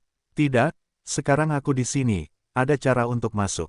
Meskipun kita berada di liga, bisakah aku menunjukkan kekuatanku? Kalau tidak, aliansi kita tidak akan adil. Selama Chen Hao berbicara, Feng Dazuang dan mereka berdua telah memarkir mobil mereka dan datang ke Chen Hao. Ketika mobil van yang telah tergantung di belakang mobil Chen Hao dari kejauhan melihat bahwa Chen Hao telah berhenti, mereka juga memarkir mobil di tempat yang acak, dan kemudian sejumlah orang jatuh dari mobil van. Orang-orang ini umumnya muda, tetapi setiap orang memiliki rasa keganasan yang kuat. Tidak perlu bertanya, lihat saja mereka, Anda dapat melihat bahwa orang-orang ini adalah orang-orang yang ganas dengan kehidupan manusia di tangan mereka. Ketika orang-orang ini datang ke punggung Chen Hao, Maya menemukan bahwa orang-orang ini menghalangi pintunya di pintu masuk villa sebelumnya, dan mengubah ide Maya secara tiba-tiba, sehingga Maya memutuskan untuk bekerja sama dengan Chen Hao. Sekarang ketika orang-orang ini datang ke punggung Chen Hao, Maya sedikit tertegun. Sebelumnya, Maya hanya menganggap Chen Hao sebagai ular lokal di kota Xinhe. Tetapi sekarang melihat orang-orang yang berdiri di belakang Chen Hao, Maya tiba-tiba menyadari bahwa ular lokal ini bukan hanya ular. Kali ini, untuk menangani pelelangan, Feng Dazuang meninggalkan 40 orang untuk menonton pelelangan, dan yang lainnya dibawa ke sini. Awalnya, orang-orang ini adalah sejumlah besar elit yang dipilih dari luar negeri, dan kemudian dipulangkan. Kemudian dalam kelompok kristal tajam ini, Feng Dazuang menemukan 20 di antaranya yang paling menonjol. Tidak sopan kalau dikatakan 20 orang ini bisa disebut elit dari elit. Mereka mahir dalam semua jenis keterampilan bertarung dan membunuh, dan mereka akrab dengan semua jenis senjata. Tidak peduli medan perang seperti apa yang mereka ambil, mereka dapat beradaptasi secepat mungkin. Orang-orang ini, jika mereka dimasukkan ke dalam tentara suatu negara, dapat digunakan sebagai kekuatan pedang yang tajam untuk melakukan operasi paling berbahaya di belakang garis musuh. Sekarang, orang-orang ini hanyalah penyamaran Chen Hao.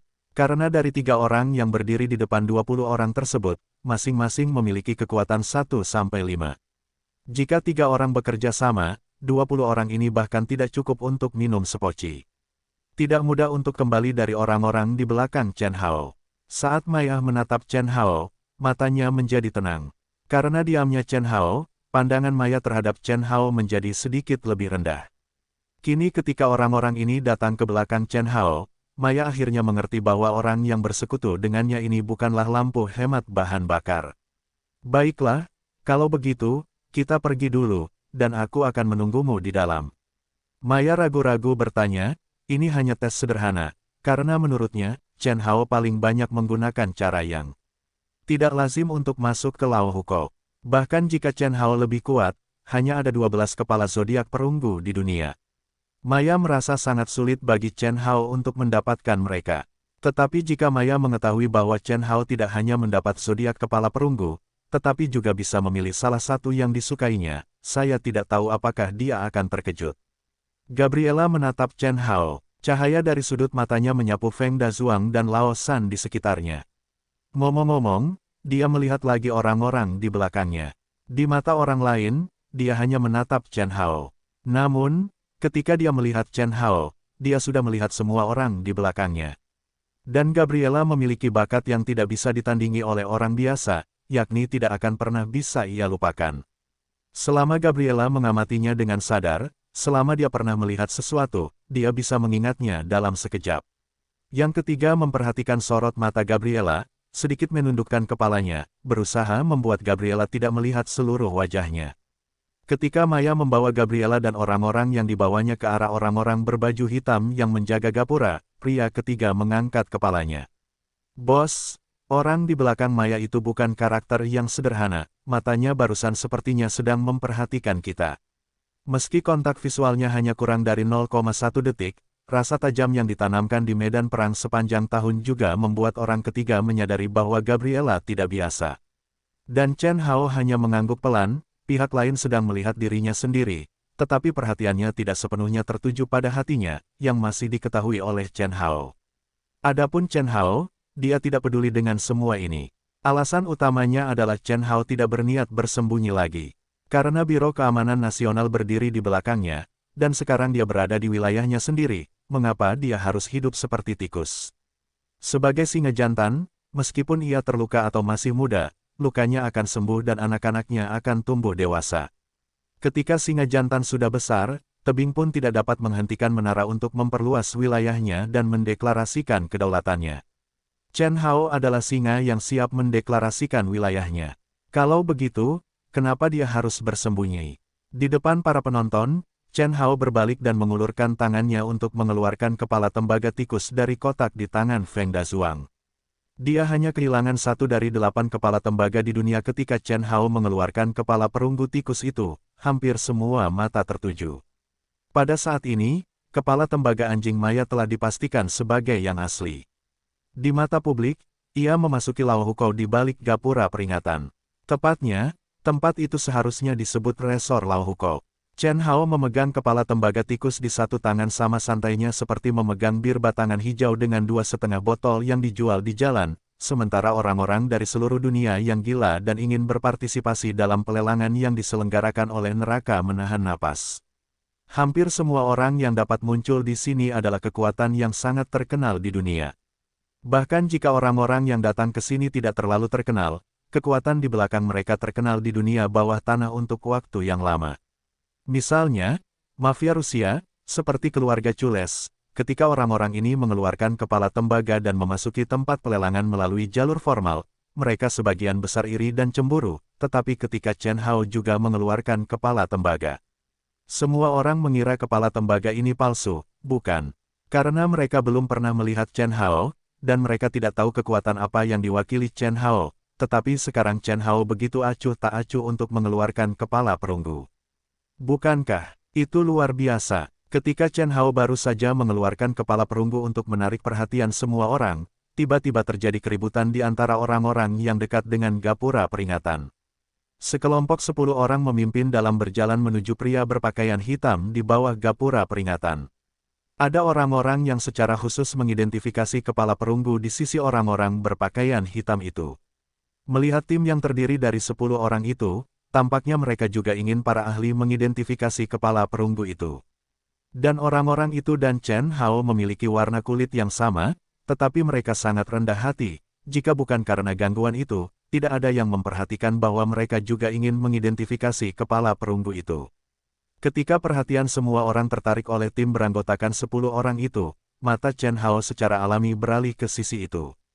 Setelah melihat pemimpinnya, Chen Hao juga tertawa. Bangau Oriental, apa yang ingin kamu lakukan? Memang benar bahwa orang-orang yang berjalan di depan kelompok 10 orang itu adalah Bangau Dongfang. Adapun orang-orang yang mengikutinya, Chen Hao belum pernah melihat mereka. Namun, berdasarkan tebakannya tentang identitas Bangau Dongfang, Chen Hao yakin bahwa orang-orang itu jelas bukan lawan yang disukai. Bahkan jika ada seorang pria tua berambut abu-abu di antara mereka, Chen Hao tidak berani meremehkan mereka. Namun ini bukanlah akhir, karena ketika Bangau Dongfang datang ke ahli, ia mengambil brankas perak dari keturunannya. Setelah brankas dibuka, dari kotak, Bangau Dongfang benar-benar mengeluarkan kepala tembaga merah dengan tanduk. Chen Hao menyambar kepala binatang buas dari orang Jepang. Chen Hao tidak menyangka bahwa Bangau Timur berani berada di sini dan mengeluarkan kepala tembaga berkepala lembu di depan begitu banyak orang. Apakah dia tidak takut pada orang Jepang? Jelas, kekhawatiran Chen Hao berlebihan, karena tidak ada ekspresi gugup di wajah Dong Fang He. Dia mengeluarkan kepala banteng dan menyerahkannya kepada ahli, seperti dia mengeluarkan tip dan menyerahkannya kepada pelayan. Itu kamu. Ketika Bangau Timur benar-benar mengeluarkan kepala binatang perunggu dan menyerahkannya kepada ahli, terdengar suara gemuruh dari kerumunan, dan kemudian bayangan nomor 4 bergegas keluar dari kerumunan. Adapun targetnya, itu adalah Bangau Timur dan yang lainnya. 4 orang, berpakaian seperti ninja, dengan pisau pendek terikat di punggung mereka dan pedang di tangan mereka, yang mirip dengan kuwu. Kecepatannya sangat cepat sehingga tampaknya tidak memberi orang waktu untuk bereaksi sama sekali. Dan suara marah itu, Chen Hao benar-benar familiar. Murakami, meskipun tidak ada kepala hewan, Murakami tetap membawa orang ke sini, karena Murakami tidak mau mengikuti pelelangan yang hanya diadakan beberapa tahun sekali. Faktor lainnya adalah menemukan orang yang mencuri kepala hewan mereka. Kemudian ditemukan oleh Jingmu Murakami. Setelah menentukan target, Murakami tentu saja tidak akan tinggal diam. Dia telah menahan amarahnya selama hampir seminggu dan akhirnya mendapat arahan untuk melampiaskannya. Melihat Bangau Oriental dengan wajah alami, Murakami ingin menguliti Murakami dan memakan daging serta meminum darah. Keempat ninja itu adalah balas dendam pertama Haruki Murakami. Namun Murakami benar-benar meremehkan Bangau Oriental, dan berani memamerkan kepala hewan yang dicuri dari orang lain di depan begitu banyak orang. Jika Bangau Oriental tidak siap untuk semuanya, dia akan ditendang oleh keledai. Setelah melompat keluar dari kerumunan, keempat ninja itu langsung menyerang Bangau Oriental dari 2 arah. 2 dari mereka langsung bergegas ke para ahli untuk melihat pembagian kerja mereka yang jelas. Saya tidak tahu, sudah berapa lama mereka bekerja sama. Pertanyaannya adalah, dapatkah orang-orang ini benar-benar mencapai tujuan mereka ketika mereka bergerak dalam situasi ini? Ketika kedua ninja yang memegang kepala banteng dan kepala tembaga itu melihat tangan yang akan mereka pegang, orang-orang berpakaian hitam yang telah berdiri di samping para ahli itu seperti hiasan.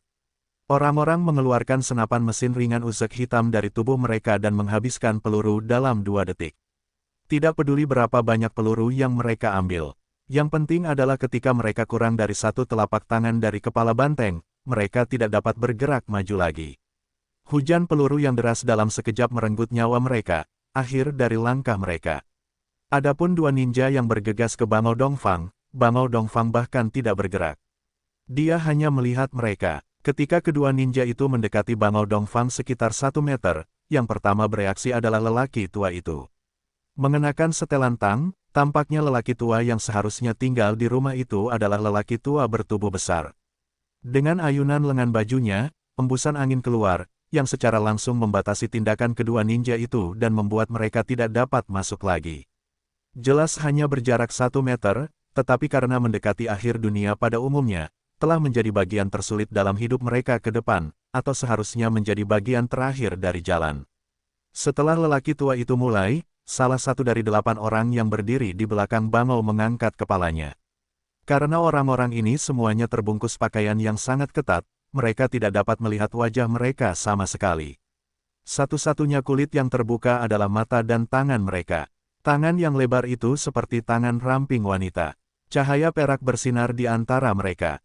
Kedua ninja yang tertahan oleh angin kencang yang didorong oleh lelaki tua itu gemetar selama 3 detik, lalu jatuh ke tanah. Jika diperhatikan dengan saksama, ada pori-pori yang tak terhitung jumlahnya di wajah kedua ninja itu.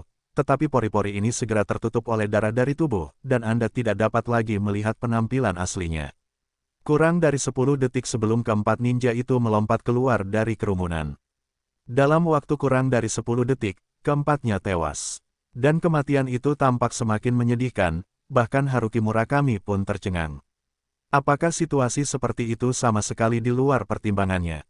Menurut pendapat Murakami, bahkan jika keempat ninja ini tidak dapat membunuh orang yang mencuri kepala binatang itu, mereka dapat mengambil kembali kepala binatang itu dari meja ahli. Sebaliknya, mereka bisa, jika mereka tidak mendapatkan kembali kepala binatang itu, bahkan jika mereka dapat membunuh orang yang penuh kebencian itu lain hal.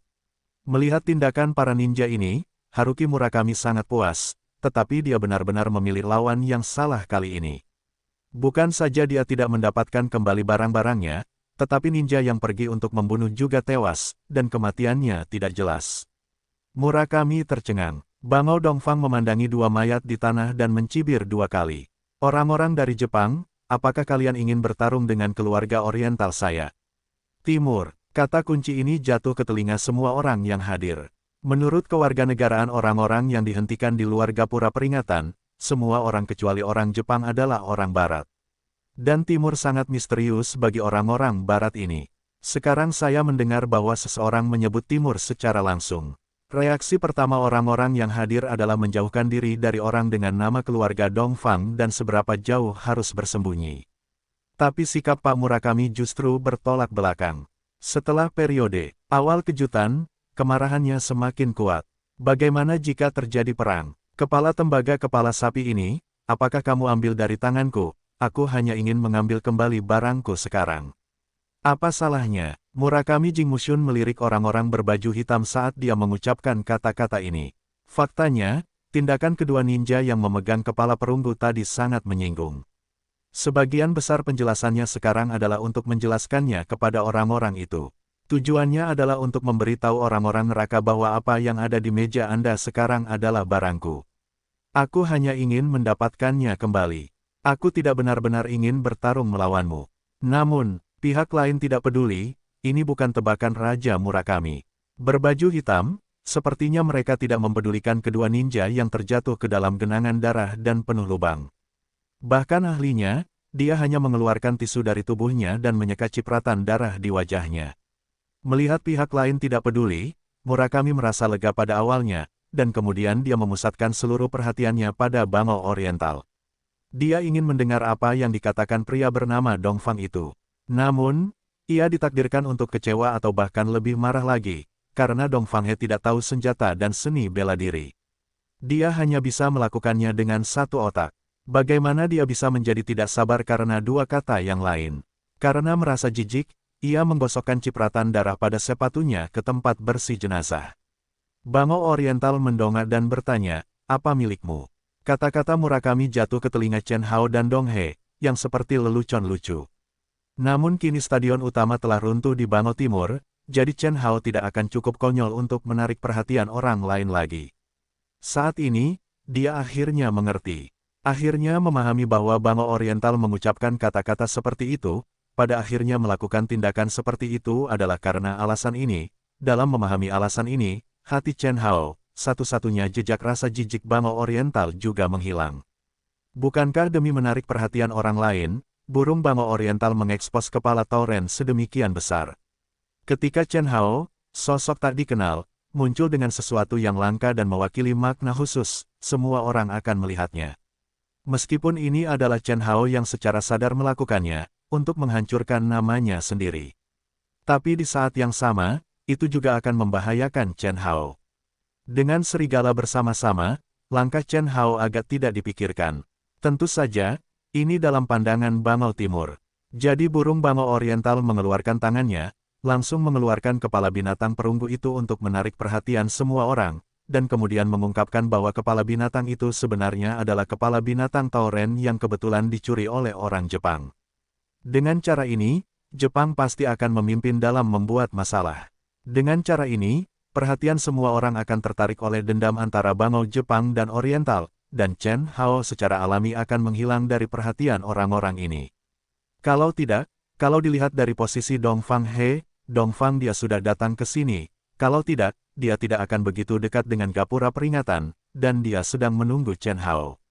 Pada lelang malam ini, Bangau Timur menjadi tameng Chen Hao, untuk menahan adanya beberapa masalah yang mungkin menimpa Chen Hao. Tidak sopan mengatakan bahwa Bangau Timur sekarang seperti pengasuh Chen Hao, dan itu masih bersifat sukarela. Karena itulah Chen Hao memiliki perasaan yang baik terhadap Oriental Crane, meskipun itu hanya perasaan yang sederhana. Kamu bilang itu milikmu. Mata burung Bangau Oriental bersinar, dan matanya menatap ke arah Jingmu Murakami. Sepertinya dia ingin melihat balasan dari wajahnya. Saat dia berbicara, dia mendapat momentum yang kuat dari tubuhnya.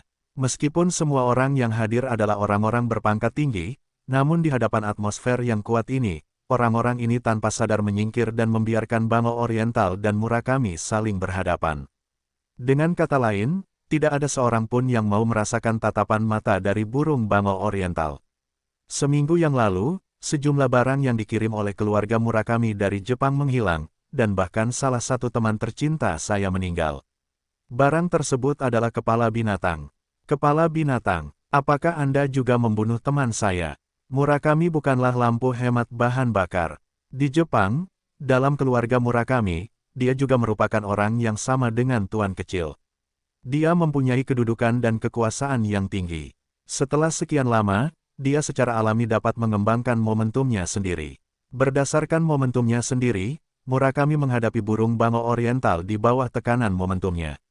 Namun, dalam pandangan Oriental Crane, keterampilan kecil Haruki Murakami adalah sesuatu yang tidak bisa dikesampingkan sama sekali. Nada suaranya semakin tenggelam, dan Oriental Crane menekankannya lagi. Jawab pertanyaanku, kamu bilang itu milikmu.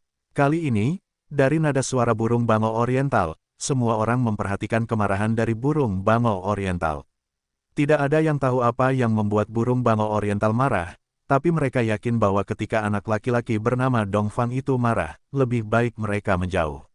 Entah itu Jingmu Murakami atau Dongfang He, mereka sepertinya sedang marah sekarang, jadi satu-satunya hal yang ingin mereka lakukan sekarang adalah menjauh dari opera. Selama mereka tidak punya barang sendiri, dan punya opera bagus untuk ditonton, kenapa tidak? Namun, pikiran Murakami sedikit bingung sekarang, karena dia tidak tahu apa yang membuat Bango Timur marah. Menurutnya, Bango Timur tidak punya alasan untuk marah. Sekarang dirinya lah yang seharusnya paling marah. Itulah yang kita punya. Pada akhirnya, Murakami menjawab pertanyaan tentang burung Bango Oriental. Namun, yang tidak dia ketahui adalah ketika dia menjawab pertanyaan tentang burung Bango Oriental, momentumnya telah hilang sama sekali. Mulai saat ini, dia akan selalu tunduk pada Bango Oriental dan tidak pernah keluar.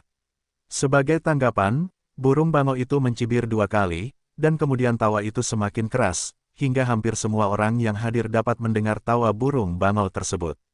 Tapi Haruki Murakami menganggap senyuman burung Bango Oriental itu sama sekali tidak masuk akal. Dia tidak mengerti mengapa burung Bango Oriental tertawa. Apa yang Anda tertawakan? Meskipun dia tidak tahu apa yang sedang terjadi, Murakami menyadari perasaan yang membuatnya merasa sangat tidak nyaman karena tawa tersebut, jadi dia kembali tanpa basa-basi.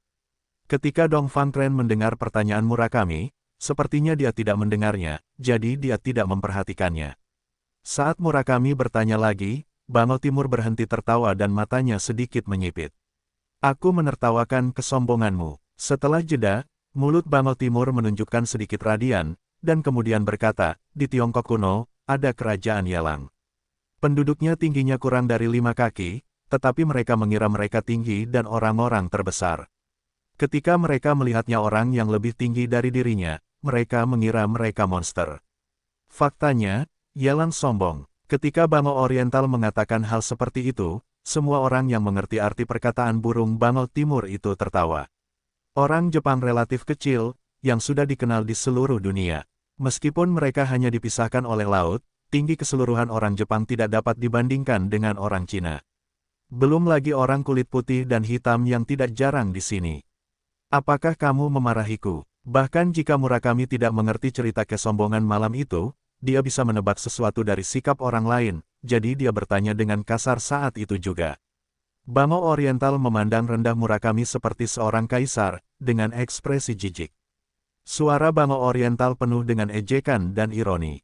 2000 tahun yang lalu, Anda dan Jepang disebut sebagai bangsa Jepang, sekelompok bajak laut yang berkeliaran di laut. Mereka menjarah sepanjang hari dan membuat Tiongkok gelisah. Ada Silang di dinasti Qing, Yue Fei di dinasti Song, Li Bao di kementerian, dan Zheng He, duta besar untuk barat. Siapa yang tidak mengalahkan Anda?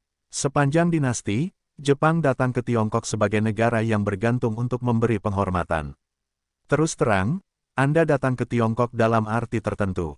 Semuanya milik kita. Apakah Anda memiliki wajah untuk mengatakan bahwa mereka milik Anda? Chen Hao tidak menyangka bahwa Bango Oriental benar-benar terbakar.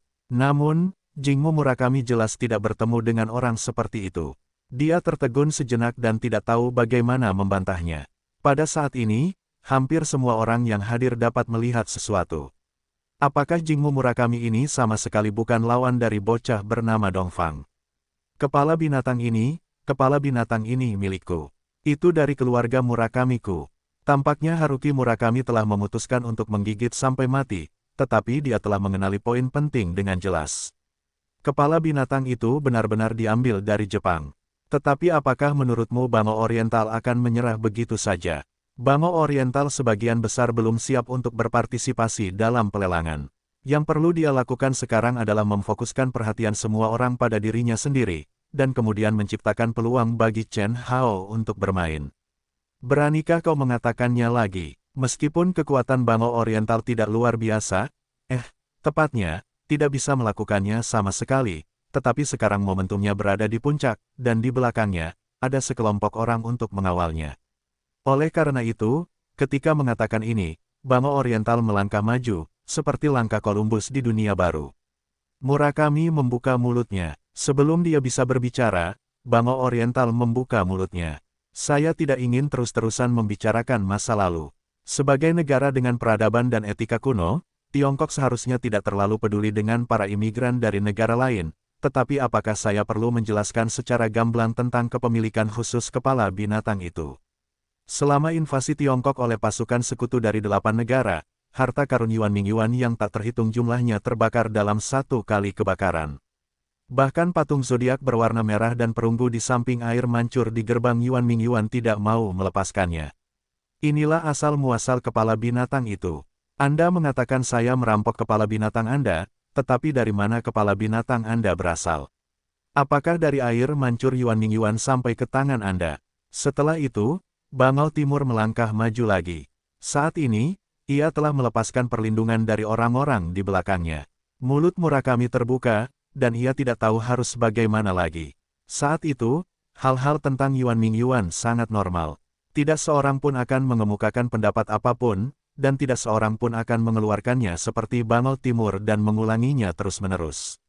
Namun, sekarang berbeda. Kekuatan internasional Tiongkok secara keseluruhan berada di posisi 5 teratas di dunia, dan kekuatan militernya bahkan dapat berada di posisi 3 teratas.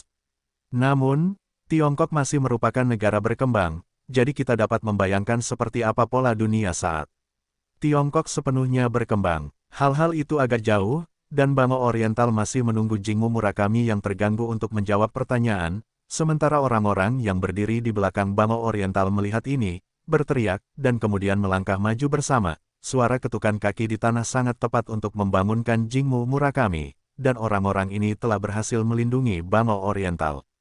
Pada saat ini, Bango Oriental dapat menyamai 4 kata momentum seperti naga, dan aura yang kuat menindas Jingmu Murakami berulang kali, sehingga dia tidak dapat mengucapkan sepatah kata pun.